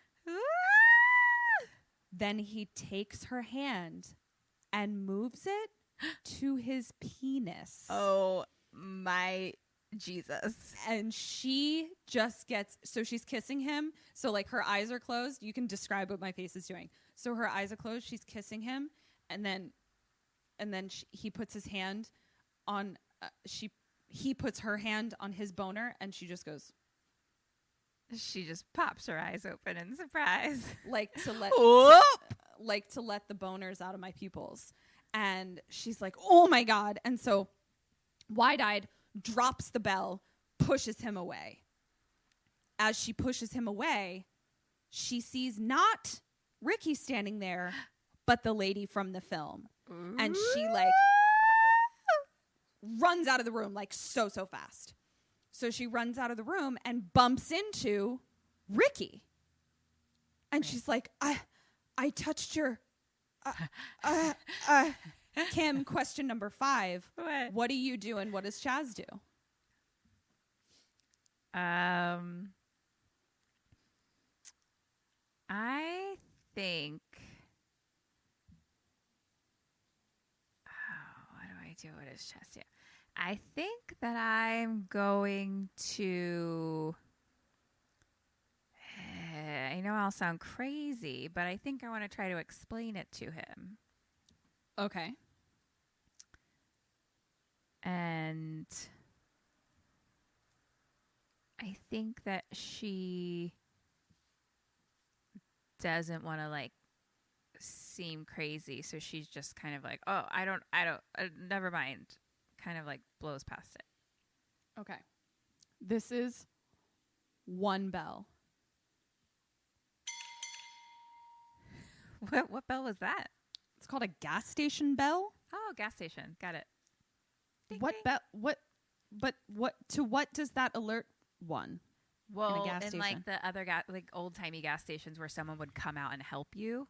Oh, That's you would be like, That's like the little. It's actually like a little bar like on the road, so your tire would run over it and goes ding ding. And then they come out. Look at you being a gas station scientist. I don't know why. That's yeah.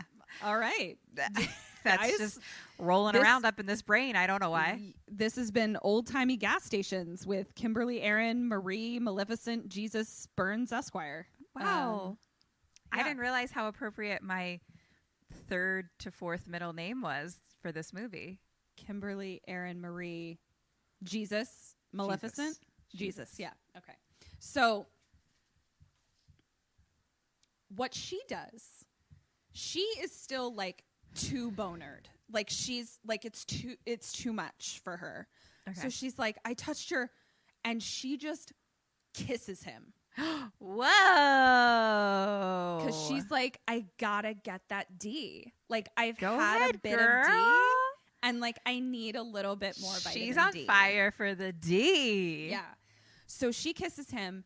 He pushes her off, and he's like, I don't want you. And Chaz is like, ouch, my heartbroken. feelings. And he goes, because of Jasmine. And at this point, Chaz is super hurt, but she realizes like she didn't hallucinate the lady, and someone is in there with them. Mm-hmm. And so she's like, I think someone is in here with us. She shows him the book again and says, I saw this, referring to the succubi, the lady in the whatever. So they start banging on the door again. Cut back to Curly, Jeff, and Todd, because now like they're in this abandoned part. So they're gonna hear them. But first we see them like looking at all the witty posters, like all the titty witty kitty posters. And one of them says, Orgy of the Dead, come, ... let me take you in my golden arms. And it's all just ladies luring teenage boys. And the boys are like, Todd, you saw all these posters and thought it was a real woman. And I'm like, honestly, the amount of repression happening in these poor boys' brains, like, I don't doubt that just seeing naked boobs on a poster would truly make them hallucinate a real woman being there. Yeah. And and they say that they're like, the porn chemicals are giving you hallucinations. Porn chemicals. And they're like, satanic chemicals are taking over the mind. And Todd is like, Curly, you believe me, right? I saw her bush. And then they're kind of like looking at more pictures. And one of them is like, look at this photo. And it's like an old timey photo, like an actual photograph. Uh-huh. And they're like, it's the old boozer as like a young person. Oh, shit. And then that's when they hear Chaz and Ricky yelling. Like they're finally in a vicinity where they can hear them. And so they go to the door and they let them out. And they're like, didn't you hear screaming and pounding? And Todd's like, screaming and pounding. I'm like, oh, Todd. All right, Todd. Okay. So now they go back up to the lobby. Okay. So they're like, we've escaped from the archive room. We've put the porno away. Todd has come to, like, let's put this all behind us. She goes up to the lobby door. The keys that she left in the door are gone. Uh-oh. Question numero 6. What do you do and what does Chaz do? I mean, I'm calling the police again because someone is definitely in this theater and now they have keys to the theater. we are not safe. We are not safe and we need help. Okay. And what do they do? What do they do? What do these little Jesus ding-dongs do? So they went upstairs with the purpose of what? Of just like it's all of them now, right? Of just like putting all of this sin behind them. Okay. But then they just noticed that the keys are gone. Correct. And that they're locked in. Right. Oh, shit. Oh, shit. Oh, man. What did we do? What did we do? The sin? Do they call pastor manager?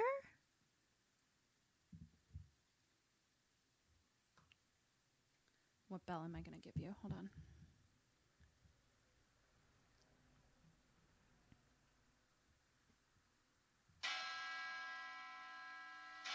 That's one bell. Sounded Sir. like 3. It Sounded did like a sound triple like ding 3. to me. I don't know. No, it was a single ding. Also, there's church bell 1 and church bell 2. So that was church bell 2. Thank you. 1 point for you.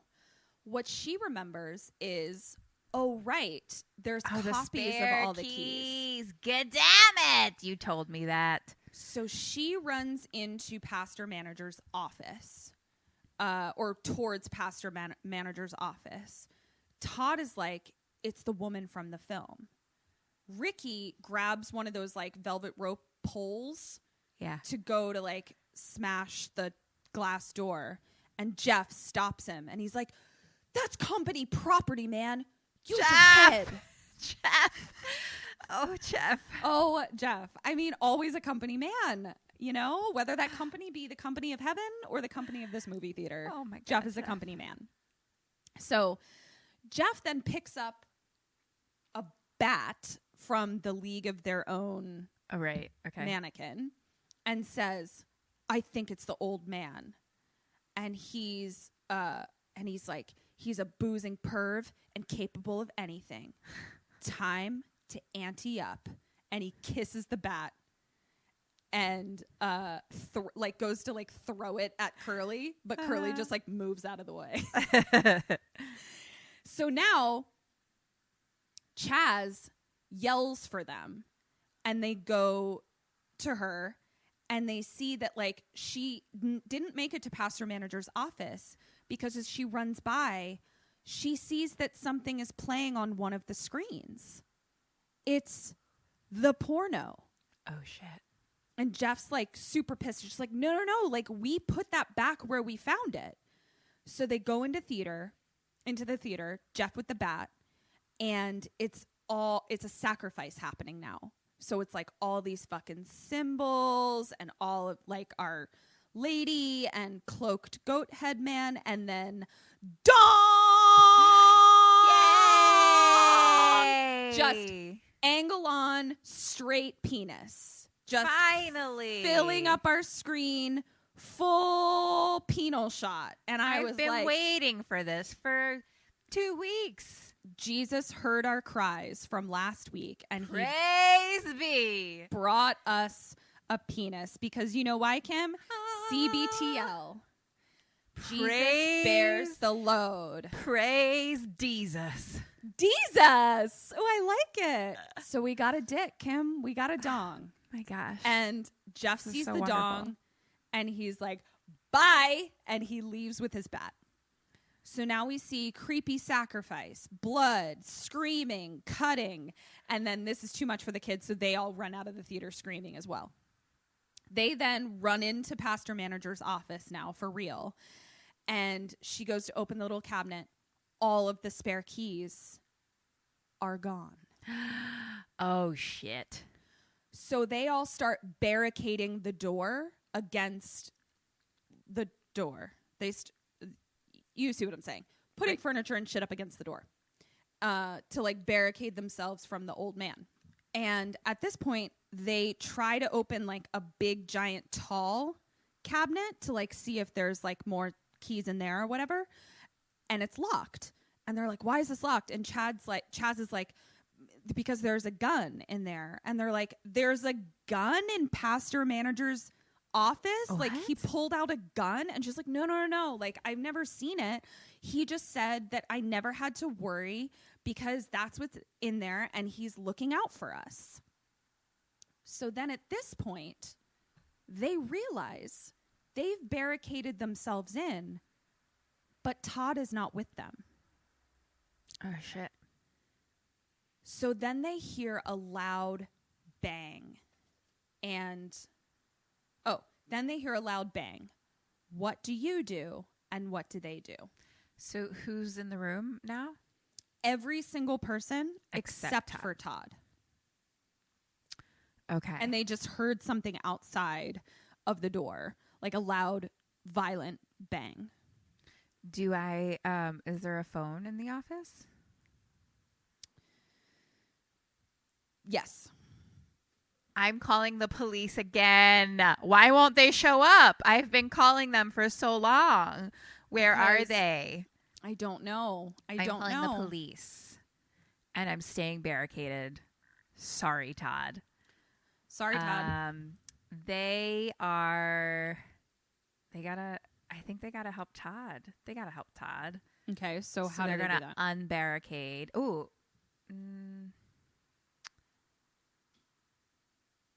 Maybe they try to get the gun. They could baseball bat the cabinet to try to look for the gun, but regardless, they're going to unbarricade and they're going to go out and try to find Todd.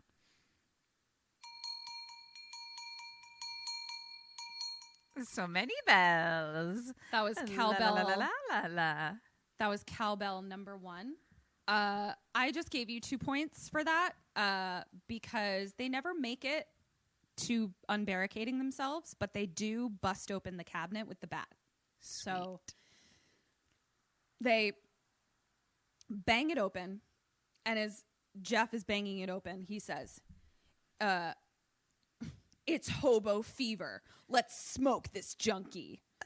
And so he starts bashing the fucking cabinet open to get a gun to shoot a homeless man by himself, I guess. I mean, Jeff don't play, I guess is what we're I don't learning. think Jesus approves of this plan, Jeff. I don't think he does either. So they bash open the cabinet and they see that it is full of all of these videotapes. Like the ones that are like a quarter of the size of a VHS that you would have put into like an old video camera. Okay. Oh, okay. And they pull out a box of tapes, and then they also pull out some sort of oil and a handkerchief, and they're like, what is this for? Curly then picks up the old camera, and he looks through the viewfinder and starts playing like the tape that's in the viewfinder, so nobody else can see it except for him. And he puts the camera down and he's like, we shouldn't have opened this. It's private. And Chaz is like, I want to see. And she like grabs it from him and she's looking at it and she's like, oh my gosh. Oh my gosh. And they're like, hook it up. And they're like, hook it up to the TV. Do it. So they're then, they do the thing where they stick the thing in the thing and it makes it play on the TV. And they watch. It's filming inside a bathroom stall from behind the toilet is where the angle of the camera is, as if the camera was sitting behind the toilet. Angle on a woman who comes in to use the toilet. Jeff is devastated. He is despondent and he tells them to turn it off. And Jeff just can't believe it's true. And he just blames everyone except for pastor manager. And at this point, Chaz is still like looking into the cabinet and she sees that there's a hole in the back of this cabinet. And so she's like, give me that. And she asks for the camera back. She positions the camera through the hole and pushes play and then tells them to play it back to prove that the hole goes to the bathroom. You mean pushes record? Pushes record, but then plays it back on the TV to be like, this is what I just recorded. You said push play. Okay, so sorry, yeah. So they're all like so upset that pastor manager is a perv. Like I'm upset too, pastor manager. What the fuck? And a really yucko perv. Like really yucko. So not that they're like classy pervs, but you know what I mean. Yeah. So Chaz is like, Mr. Pike, pastor manager is a liar. He's full of bull crap. Look at all these tapes. And she's like, and the basement.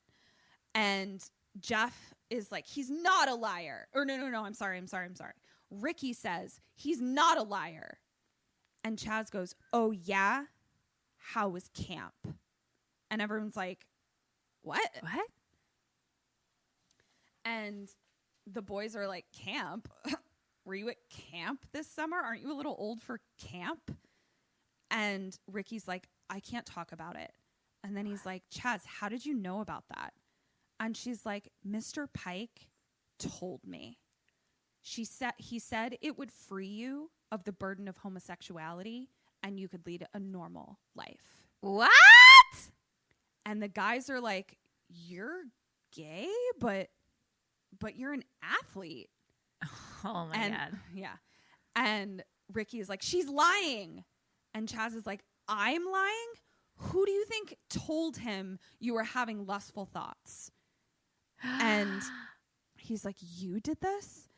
And he's like, he says to Curly and Jeff, Ricky's like, she just can't stand that I'm in love with Jasmine. And Chaz goes, there is no Jasmine. Oh my God. So then Ricky grabs the bat and he just starts going ape shit on all the tapes in the cabinet, like just losing it. So now we cut to pastor manager. Fuck you, pastor manager. Oh, don't you worry. So he's trying to open the door. It's clearly midnight. He tries to put his key in. It won't work. And he's like, oh, I must have been putting the wrong key in. Turns back to the door.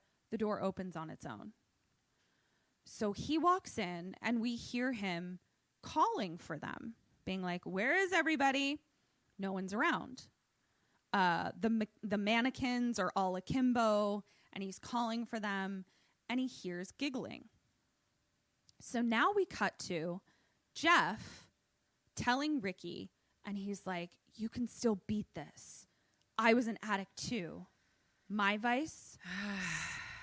Cigarettes. But then I found my edge, and Mr. Pike helped. You can beat this. Jeff. It's not an addiction. It's not anything to beat. No. So Jeff. then they hear pastor manager calling them, but they see that he's calling them from the bathroom because they see it on the screen that he's opened up the stall to probably check his whatever the fuck. And so they're watching him in the bathroom stall and he's like, I'm coming. Where are you kids? But he's like looking like directly into the camera. And so they're watching him and then it gets all fuzzy and he appears to be talking to someone. And then the screen goes pink, like the lighting. And Chaz is like, it's her. So pastor manager, they're watching him do this. He's talking to someone off screen and he takes his pants off. There's then a shot of, what was that? Oh, I just said there was a shot of them watching him and it was really well shot. This whole movie was very well shot. Then the lady comes into frame and drops her cloak. Chaz starts getting really upset and like turns away. And the lady starts making out with pastor manager. And Jeff looks really hurt. Like he just looks really upset. Sure. At this point, the lady bends pastor manager over the toilet. Okay. So his fucking face is right in the camera. And she's like doing stuff to him. We can't see her. We can just see his face of just like really enjoying whatever is happening, but also feeling really sinful about it. And he's just like, mercy. And they're just like watching him get So we off. think he's getting fucked in the ass. Was somehow? Yeah, yes. Something is happening to his nether regions from behind. Yes. Okay. And so they're all just like watching him get off and it's very uncomfortable. And then a black hand sort of like comes up his torso. Like it doesn't look like a human hand. It's like a black demon hand. And all of a sudden, blood explosion everywhere. And he's like, ah! And like falls down next to the toilet. She steps into frame, no longer with her pretty face, but like a horned, like demon mask face. Demon! Holding his penis. Oh, shit! And she just drops it. This is where I went, wow, we really, really wanted to see some dick last week. We sure did get it. Here's Just a single dick. We watched Slumber Party Massacre last week, and all we were talking about is there's so many boobs and no dick, and now we finally got the dick. So that's And dick it number. exploded. Dick number 2. Yay! Well, So- fuck you, pastor manager. You fuck. Yeah. So You deserve to get your dick exploded off your body or whatever the fuck. I just yeah, whatever the fuck. It appears she just clean ripped it off. Clean ripped honestly. it off. Great. Yeah. Good for her. So she drops it into the toilet, and Goodbye. they're all like puking and crying. Like they're just like, this is I can't handle this. So question number 8: what do you do, and what does Jeff do? Jeff, I feel like, is probably losing his goddamn mind. It is not a good day for Jeff. I don't know how Jeff could possibly handle this. Wow. Okay. Regardless of who pastor manager is, something's going on. Yes, People are being hurt, and I'm in the building where people are being hurt. correct. I feel like I'm in danger, maybe. You are correct. So I'm going to call the police. I need some reinforcements to help me. Deal with disembodied peni at this point now. Yeah, because I'm not equipped to handle that No. on my own. Oh, Jeff. I think that Jeff goes into a rage. Mm. He's repressed. He's got a lot of deep rage. That is a accurate assessment of hardcore Jeff, heavy metal Jeff. And he busts out of that office with his baseball bat, looking to attack someone. I that's all I can think of. That's all I can assume. Let's see what bell I'm gonna give you. Is that a double 2 ding? bells for you. That was a double ding. Oh shit! And that was our hotel desk bell. That's the bell that we have. Yeah, That's our bell. that is our bell. So Jeff is like, he's still alive. We have to help him. So they unbarricade the door. And I was kind of like, I mean, maybe. Like, he just got his dick ripped off. Like, look at John Bobbitt. You know, like, he's still alive and well. And also had his dick reattached. So Sure. he's like, he's still alive. So they unbarricade. Jeff is like, I'm the only one who can handle this. Don't move until I say all clear. And he's like, I have the bat. That's Jeff. Fucking Jeff. Oh, God, so they you're go just- he's like on level a million. a million at all times. He's on level Jesus always. Always. So he tells them to all go back into the office. They do. They go back in to hide. He kind of like hides around a corner and sees pastor manager being dragged by something. So he says a prayer and he jumps out and says, "Put him down, you godless beast." She does. And then turns to him. Uh-oh. He is losing it and she is smiling. And he just starts saying, CBTL, CBTL, CBTL, CBTL. Jesus, take the wheel. Yeah.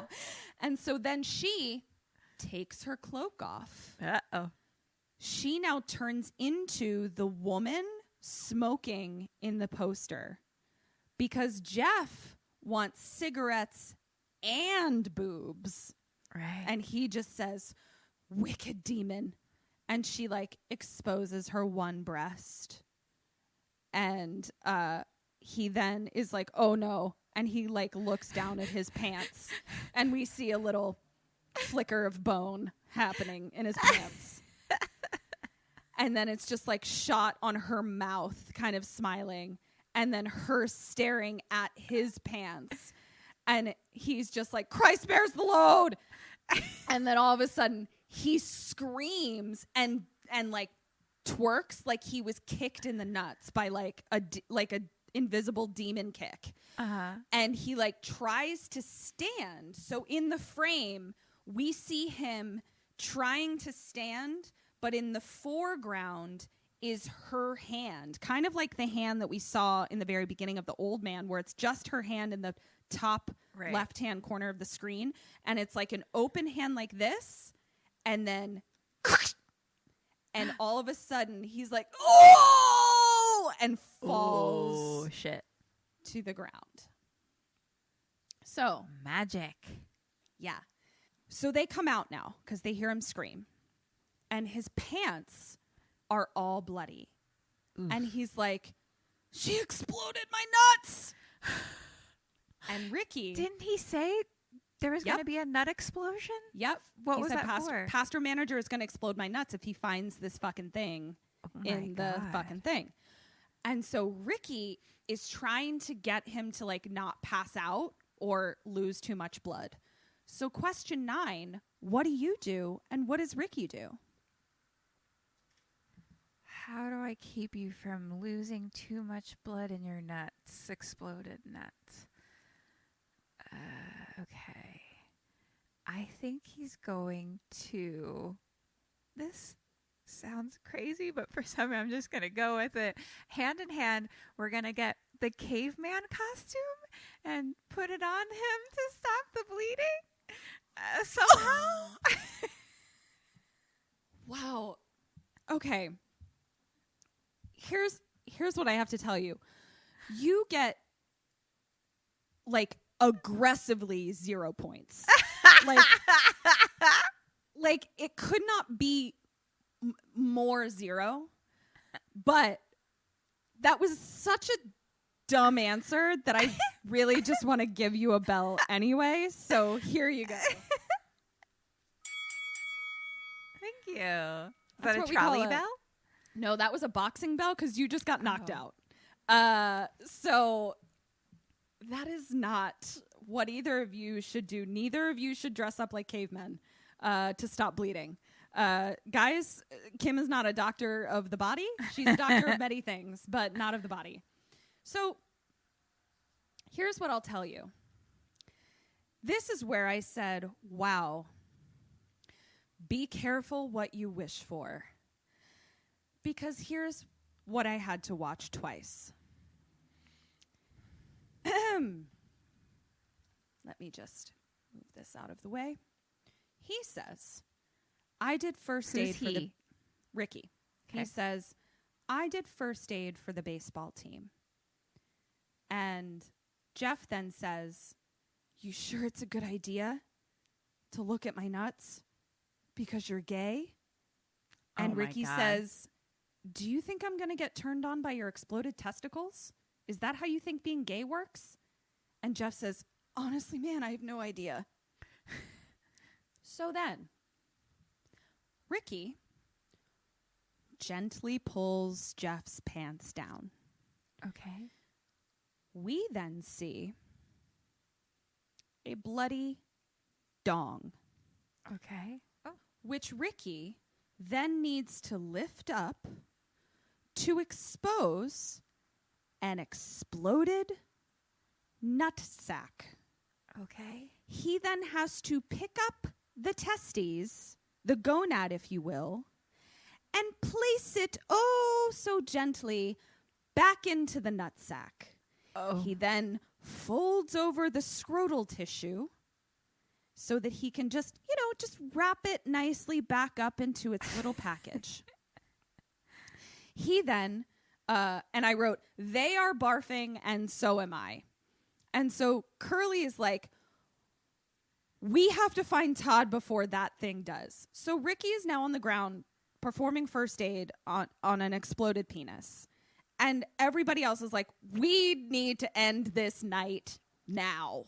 And so Todd is like, Curly's like, we have to find Todd before that thing does.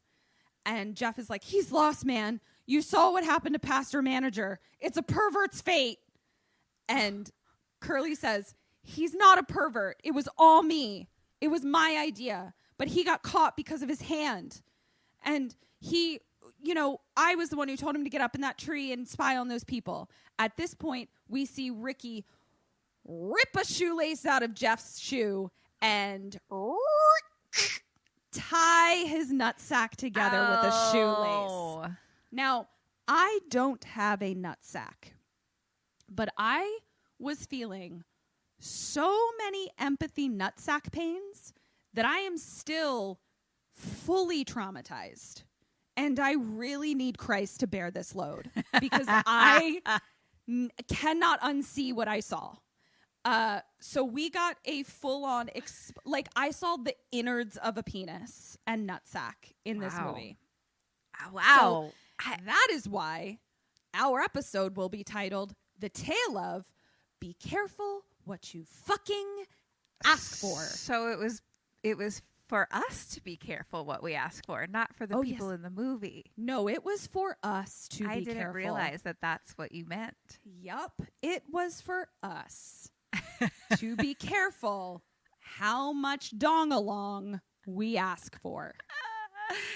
Wow. Wow. All right. So, ties are real tight. Ricky then tries to give Jeff some painkillers. And Jeff says, my life is poison free, man. And Ricky's like, you drink Diet Coke every single fucking day. Ricky then pulls out, he gets him to take it. Ricky then pulls out the book and they read the page about the succubus. And they're like, once under her spell, her victims become prisoners of their own wicked desires. Chaz tells them that she kissed her as a man. Ricky says, when we watched the movie, we released a sex demon. So Jeff is like, that's why you don't watch porn. Question 10, what do you do and what do they decide to do? And I'll say you can be any of the 4 people left. So remember, there's Todd, who's missing, Curly, Ricky, Jeff, and Chaz.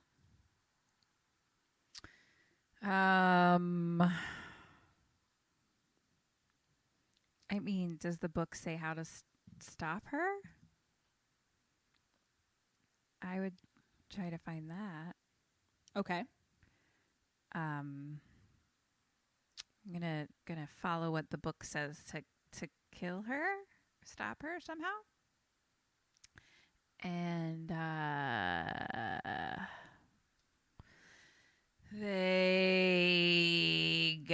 don't even know what they do. I mean, I guess they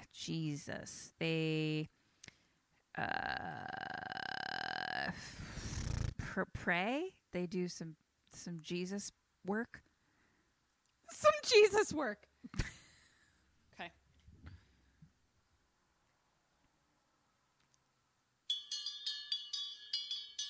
Oh, that was cowbell number 2. Fun. So, is that 1 bell or 2? That was 2 bells.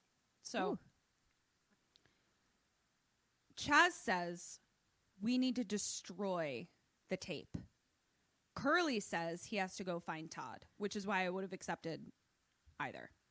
And we'll get to, you said pray about it. We'll get to that in a second. So Curly is like, I can't abandon Todd. Jeff is like, don't let it tempt you. That's how I lost my nuts. And that's how Pastor Manager lost the whole package. So now we cut to Curly going into the underground theater alone.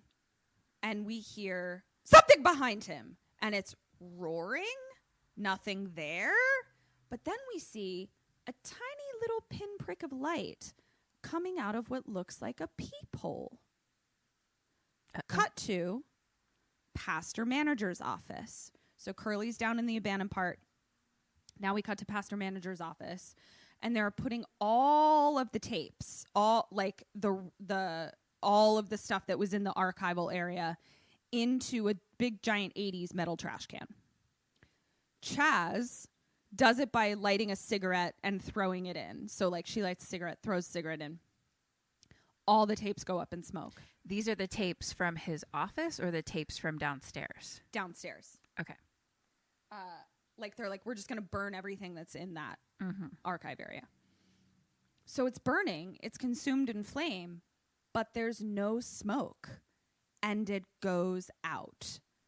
So she starts quoting the Bible about the bush that doesn't burn, or like it's on fire but is not consumed or something. I think Moses talked to a bush or something like that.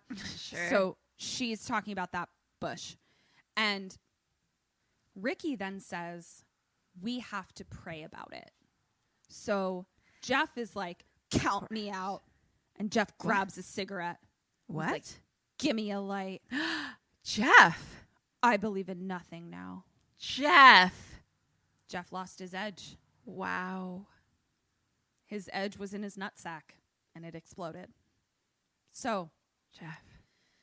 Ricky gets down to pray and implores Chaz to also. He then starts spouting this like very specific prayer as if he knew what prayer to say for burning the tapes that release a secret sex demon succubi. Because he's just like, forgive us, Lord, O thou abomination, blah, blah, blah. These thy gifts which we are about to receive in the valley of the shadow of death, blah, blah, blah. Very poetic. I think those were the exact words, I'm sure. Sounds like it.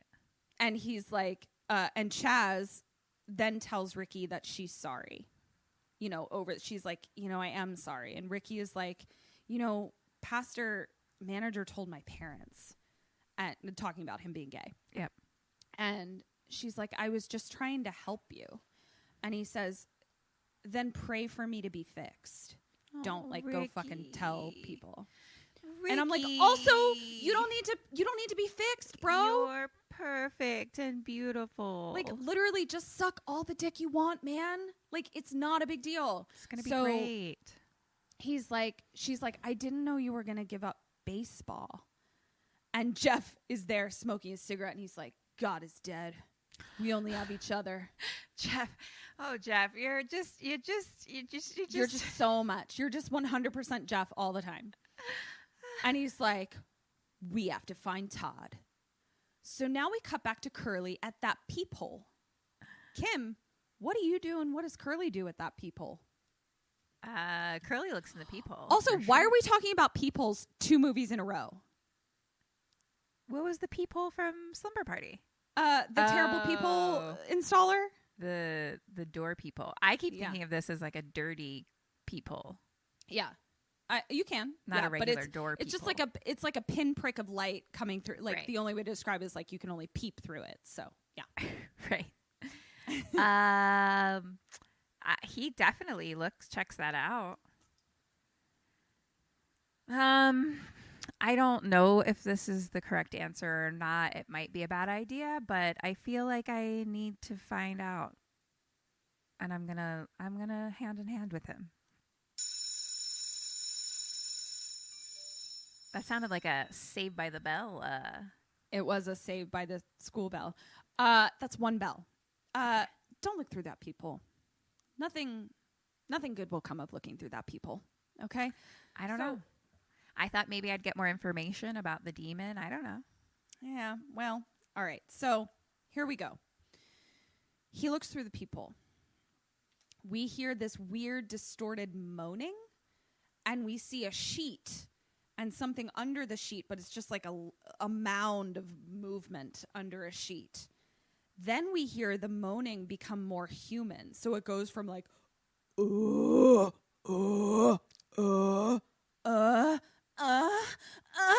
so it like moves into that. Thank you for that. You're welcome. I'm going to add that to my voiceover reel. Oh, please don't. Demon moans changing into human sex moans. Great. I'll put it on my resume. So, no, thank you. It's the couple from the very, very beginning. Oh. Curly can't help himself. He unbuckles his fucking pants. Curly! And starts whacking it. Curly! The couple then turns to demons. And then the she-demon, the succubi demon, comes through the wall as her demon self and starts spewing blood at him forever. Just a waterfall of blood out of her mouth onto his person forever. Everybody else then hears him scream because he's like, ah! Hear him scream. Ricky, and then I wrote, Ricky did a really great tourniquet on Jeff's nuts because Jeff is running as if his nuts are fully intact. The demon then pops back into the wall, and Curly's like, did you see that? And they're just like, Curly, your pants, because they're still unbuckled, and that's unseemly. Disregard the fact that he's covered in blood. His pants are unbuckled. For sure. So they then hear another scream, and they're like, it's Todd. He's in there. So they go back into like the big abandoned theater part where all the seats are and like where the screen would come down, but there's like a stage. The lights all come on. It's a stage of candles, and Todd is strung up, still alive, and we hear a whistling. Here comes someone in a cloak.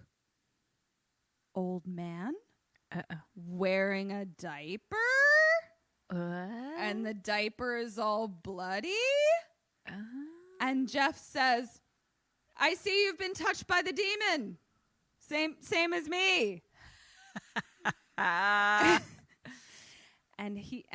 old man says, I have been touched by her, but not the same as you. Ah! And starts screaming and cutting a symbol into his own chest. So they scream. Then he screams. Then they scream. Then he screams. Then the oldie slaps Todd, and Todd wakes up. And poor Todd is like, what's happening? I got knocked out by this old dude, and he tied me up, and then he cut his own penis off. I don't know why. Nobody tells me anything. And so then Jeff steps in, and he's like, he's a smut peddler. He unleashed the monster that killed Pastor Manager, and now he wants to turn you into his pleasure pony. So then pony. Pleasure pony. Don't you know about those? So then old man starts monologuing. And he's like, they burned my tapes and my face. Before that, this was my pleasure palace. And I, the Lord Beekman. Okay. And a big sign in neon letters shows up, and it says, Beekman. And all I could think was, that science show from the 90s, Beekman's World. Did you ever watch that? I guess I missed it. Oh, man, it was great. Beekman's World, no. We'll postmortem about Beekman's World. I watched it every Saturday with my parents. It was awesome. I was cool. So then he keeps monologuing, and he's like, the hour of unity approaches. You conjured her. Thanks. Now I have the sacred instruments. Mortar, bells, knife, pound of flesh, which I provided, his penis, and this kid who has virgin blood. No one approach, or I'll let him like a goat. Blood of virgins, purity and light. So he puts Todd's blood into the mortar, like he kind of like sliced his chest and put the blood into the mortar, and places the mortar into the candle circle. And he's like whistling this creepy tune again.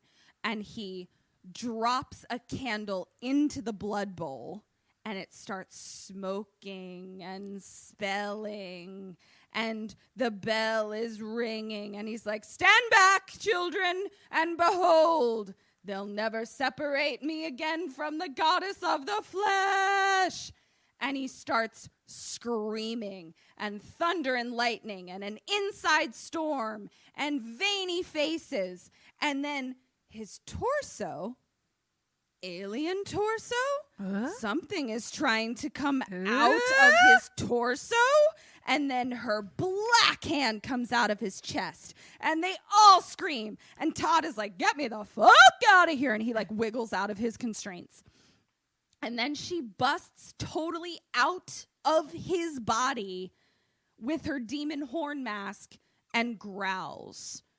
At that point, a portal to a hell dimension opens, and she grabs Todd, who's like trying to crawl away real fast, grabs Todd and drags him into the portal. Oh my God, Todd! Kim, What do you do and what do they do? What the fuck is happening? Listen, out of nowhere, I just threw hell dimension portal at you. So I get that this is a tall order. Okay. I'm gonna get the fuck out of there. I'm gonna fucking run back upstairs. I'm gonna take that metal, whatever the fuck. I'm gonna break that fucking glass, and I'm gonna fucking get the fuck away from this place and never go back. Great. Goodbye. What do they do? Oh my gosh. What do?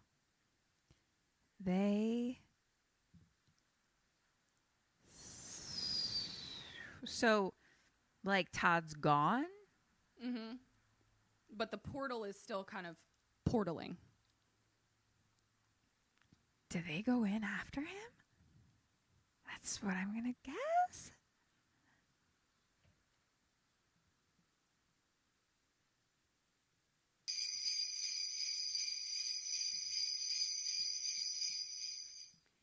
That was 2 bells.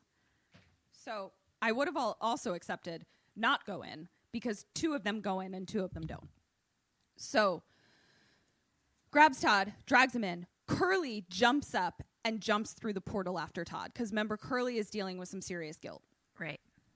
Jeff tries to stop him, but also falls into the hell Gets dimension sucked portal. in. Okay. Yeah. So now we cut to Ricky and Chaz. Alone in the theater. No more storm or smoke or penisless old men. Cut to Jeff, Curly, and Todd. They pop up in an alternate dimension theater. And they are like, are we in the same place or what? So they go out and they're calling for Chaz and Ricky. But they go into the lobby and they're like, it's morning already? So they go to leave, but the door is too hot to open. So it like when they touch the metal, it like singes them. Uh-oh. So they start like banging on the door. Suddenly, everyone on the street turns to them with demon zombie face and open their mouths, and this creepy like like I call it Gregorian demon chant comes out of their open mouths, and they all just like put their arms up in the air, and then a symbol of fire is carved into the air, the same symbol that he was carving onto his chest, which then makes all the people on the street explode. So things are weird. Shit. Yeah. So then they're like, guys? And then they turn around and they're like, Todd, your hand, it's healed. And Todd holds up his hand and he goes, fuck yes. He said fuck. Oh, no. So Jeff and Curly are like, because he said a bad word. And then he starts demon chanting. So he's like, and he's lifted off the ground, Nancy and Kraft style, where it's just his toes touching the floor. And he's all veins and twitching. And he demon yells. And Curly and Jeff run. And they run past the ticket booth. And the old man is just in there like, in his little hell dimension demon booth. And they run the other way. Cut back to Ricky and Chaz on the stage. The exploded man is all over the pentagram. Like, it's just an explosion of body parts. Chaz closes her eyes, and she prays to know what to do. Then she hears Ricky, like, accidentally ring the 4 bells, and he's like, oh, sorry. And she says, true form. True form. Kim, what do you do and what does Chaz do? I mean, I remember that the book said it can only be killed in its true form. But is that the woman or the demon face? Don't know. And how do I get one to the other? Right. I know it's something along that path, but true form, I don't understand how to make that happen. Let's see, maybe how do I bring her about? Do they do something sexual to bring her to them? And what do you do? How does she? Because she comes. I guess we'll do it hand in hand because I don't fucking know at this point. No, wait. No. Hold on. What do I do? I go upstairs. I get the fucking metal thing. I break the window and I get the fuck out of there and I leave and I never come back.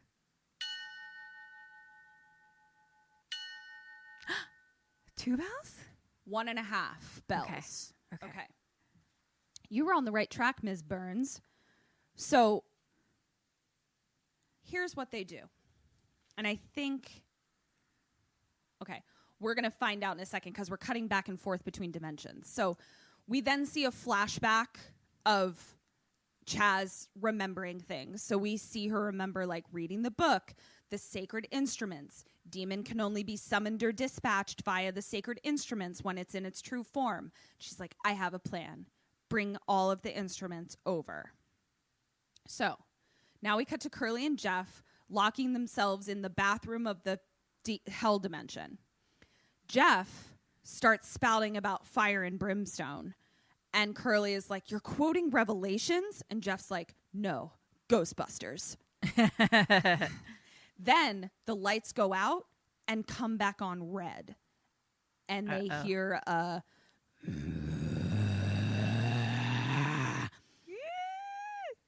Cut back to Ricky and Chaz. Ricky is now standing on the stage. Chaz is in the audience, but like, I didn't get this until I watched it the second time. She's leaning up against the lip of the stage. So like, she's sitting on the ground with her back up against the lip of the stage, so she can't see what Chaz is doing. Okay. Wait, she's Chaz. She can't see what Ricky is doing. Sorry. On the stage. Okay. Ricky is standing on the stage. Chaz is like has her back. Okay. Yeah. And she puts a cassette tape into a boombox. And Ricky starts stripping very nervously, but like kind of getting into it. Okay. And the song that's playing for like the rest of the entire movie is I Want Nobody But You, which is like sort of that Steely Dan 80s song vibe. I'll play it for you. We'll postmortem it. Okay. But this is like, it's like a very cheesy song playing for the duration of like the climax of the movie. And Chaz is like trying to like not be into it, like not watch it. Like she's hiding her eyes and like closing her ears. And Ricky is like trying to feel the music and get into it. And then he like picks up the knife and like puts it into like his boxers, like to hold on to. And then the music starts like getting distorted. And Chaz is like, something is happening. His sexy dance is summoning some demons, yo. Yes. So here, out from backstage, comes the demon. But it's in the form of a dude. Oh, yes. Cut back to the bathroom in the hell dimension. Growling, earthquake. The same music from the striptease is like playing. And they're like, what are we going to do? And then we hear from behind them, die? You must love being in the girls' bathroom. You come in here to lick the toilets. It's Todd, but his eyes are all like demon, and so is his voice. And Jeff is like, it's not him. He's possessed. And Todd is like, nope, I'm free. And now you're going to die dickless in the girl's shitter like that fuckwad Mr. Pike. And Jeff is like, watch your mouth, Demon Todd. And Demon Todd says, hey, fuck you, poser. And Jeff says, what did you call me? I mean, you know what? If there is one thing that Jeff is not, it's a poser. It's a poser. He is 1,000% himself. Jeff.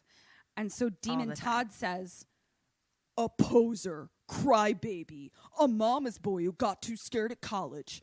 What I wouldn't have given for all that free poon and booze you ran out from at college. And then I wrote, he sounds like Jerry. Jerry! Not quite as like growly, but I'm like, he definitely like hung out with Jerry for sure. Oh, fun. Yeah. And he's like, I would have given my right fucking hand. And it's like all like not whatever. And he's like, and he holds it up and it's not deformed.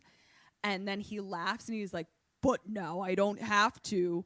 I'm going to settle in for an eternity of getting my knob slobbed by that sexy ass demon. Oh, shit. This is too much for Jeff.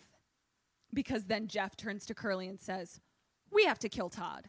And he rips the paper towel holder off the wall. And the demon says, come at me, bitch. Cut to Ricky on the stage. Chaz trying not to listen or be turned on. And she's like, Ricky, are you ready? Ricky is not ready. He's getting blown. And he's having a lot of trouble remembering that he's supposed to stop and stab the demon because he's getting blown. Oh, shit. And Chaz is like, should I do it? Ricky, are you ready? And she's like not looking. She's like, what are you seeing up there? What's it like? And he's like, just give me a few more minutes. Oh, Ricky. Cut back to the bathroom. Okay, so cut back to the bathroom. Jeff is about to kill Demon Todd with a paper towel holder. What does Curly do and what do you do? Fuck. What does Curly do? Curly seems loyal to Todd no matter what, I guess. So I think he stops Jeff. Okay.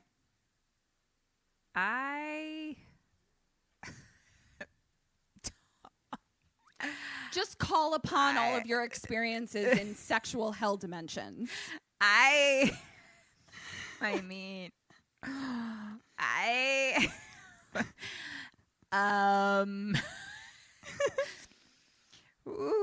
feel a little barbler. I feel a little shark and narc. I feel a little snow spaced. I'm in a different dimension. All of those things. Okay. And also your nuts are exploded. My nuts are exploded? Just I thought I'm curly. Just like metaphorical nuts. Metaphorically nuts. Yeah, I know. No, it feels like my nuts are exploded. Yeah, just your metaphorical nuts are exploded. My metaphorical nuts are exploded. It's just hard to think when your metaphorical nuts are exploded. And Christ is nowhere to be found to bear this load. So I forgot all about Christ. I forgot that he was my person. Oh my God. Oh my Jesus. You just made me laugh so hard, and I was so concerned about spitting White Claw all over the microphone that I fell backwards into my chair. Where's Debus when I need him? Jesus, excuse me. Jesus. Okay. I think that can I get out of this? I don't know how. So should I just join Todd as well? And we live in a magical sexual hellscape of getting off all the time. Okay. What do they do? Well, What does I he already do? said What he is- stops Jeff because he seems loyal to Todd. Oh, that's sorry. Yes. Okay. So I guess same, maybe? Yes. Okay. I don't know. Hold on. Got to find my bells. That's one bell. No, I'm sorry. That's two bells. What am I saying? That's two bells. Two bells. Kim, I think you're right. You are in this hell dimension. I say when in Rome. Right. When in sexual hell dimension. Yeah. Just join. Seems like it. What he does is he tries to pull a Xander with Demon Willow. And he tries to love Todd out of his possession. Love So Todd he's out like- of his possession. Okay. Curly's like, I love you and you're a great friend and you always have my back even when I don't have your back. And Jeff is like trying to hold the door closed for demons, hellfire, but like something is trying to get in and Jeff's trying to hold it closed. Then Todd's eyes go out. And he says, come here, man. Oh. He hugs Curly. And over his shoulder, we see that his eyes light back up. And he says, oldest trick in the book. And grabs Curly's nuts. Oh, no. Cut to stage blowjobs. Chaz is like, Ricky! And poor Ricky is like about to come. And Chaz keeps distracting him. And it's all red and demony. And she's like, okay, I'm going to do it now. I have to change it back to its true form to kill it. If you go all the way, the demon will kill you. And Ricky is like, just hold on a second. Chaz starts ringing the bell. And she turns into the demon. So he was being blown by a dude, and then she is a she and a demon. And he's like, no, I don't like that anymore. Ricky is terrified and pissed. And he pulls the knife out of his boxers and like goes to stab her. But like he drops the knife and she pushes him to the ground. Cut back to the bathroom. Jeff is being pulled out the door by Hell. And Todd is strangling Curly. And Todd over top of Curly is like, I'm going to rip your dick off and feed it to you like a little baby bird. And Curly goes, like a baby bird? Cut back to the stage. Demon is on top of Ricky, slashing at him. What do you do? What does Chaz do? Demon is on top of Slashing Ricky's at him with her demon claws. I grab the knife and stab that bitch. Hand in hand. Two bells! Double church bells. I gave it to. She actually like tosses the knife to to Ricky. Like she like slides it to him. So she throws the knife at him. He stabs her, and she explodes into light, and she's trapped back in the tape reel film canister tape reel thing. Oh. In the hell dimension, the roaring, the fire, and the light stops. Todd stops as well, looks at his hand. It's all deformed again. And he's like, oh, shoot. Jeff runs back into the bathroom and is like, whoa. Cut to them exiting the bathroom, which is no longer the hell bathroom. They're now in the correct dimension. And poor little Todd is walking out, and he's talking to Curly as he walks out, and he's like, sorry I grabbed your junk, dude. I feel awful. And Curly's like, it's cool. It wasn't you, man. Here come Chaz and Ricky, and Chaz is like holding Ricky up. And she's like, oh, great, you're back. And they're like, Ricky, what happened to you? And he's like, we killed her or trapped her back in the film or something. And they're like, someone has to watch over it.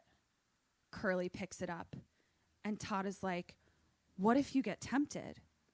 And Chaz looks at Todd and at Curly, who's agreed to hold it, and says, CBTL. Ricky says, so what do we do now? Jeff picks up the pole, smashes the front door. They all walk out together. Curly has the film.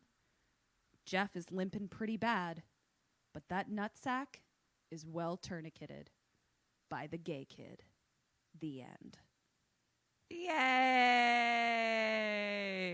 Yeah. It was bananas. That was delightful. I had a great time. Yeah, I now have a working understanding of the anatomy of an open exploded nutsack. Yes. And I feel that I could tourniquet it. In my defense, an exploded nutsack to me meant all pieces were on the ground in tiny bits. I didn't think any skin or anything was connected still at all. That's so a reasonable assumption. It was just a bloody hole. I mean, to be fair, I don't know that Ricky knew what was gonna be in his pants. For sure. I think Ricky was like, we just gotta dive in and see what is up. Sure. CBTL.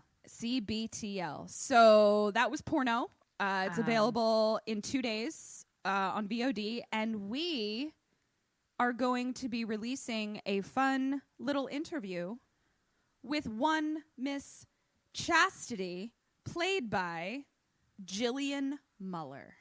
She was great. So yeah, go watch it. It is ridiculous and fun, and Christ will bear the load. Count my points. Oh yeah. Hi, Sammys. So we heard a rumor that you're not signed up for our awesome Patreon yet. What? Where are you getting your BoneCon then? It's cool. It's fine. You can still subscribe. Just hit the link in the show notes or search for us on Patreon. We're right there. We've got all kinds of BoneCon. That's bonus content. We've got mini-sodes, postmortems, and Q&As, all live stream. Polls, prizes, merch, and just a general smorgasbord of KKSAM. So join us. Or else. Okay, Ms. Burns. Yes. You did fucking great on the questions. You got 24 out of 30 on your questions. Hell yeah. You got 2 out of 7 on your Dead or Alives. God damn it. Eric and I were talking about that the other day. Like I just said, I was like, why is Kim so bad at the Dead or Alives? And Eric goes, honestly, I don't know. I was like, it's one of the great mysteries. So you got a total of 26 out of 37. I'll take it. I'll take it because no matter what, I feel like I stayed alive. I totally could not agree with you more. So yeah, that was Porno. That was delightful. I just had so much fun.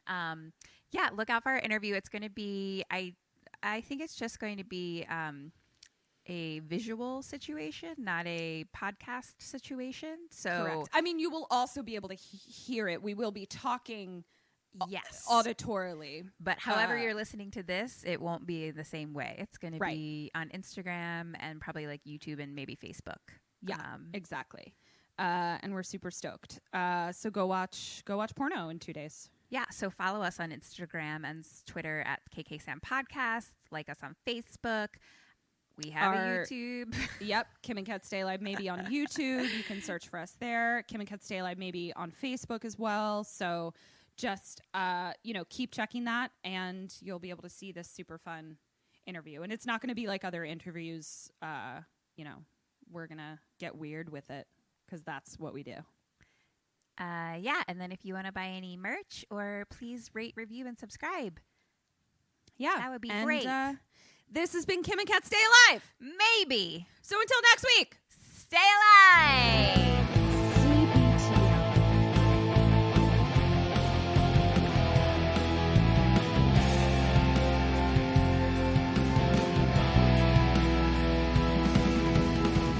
Ghosted me. I'm done.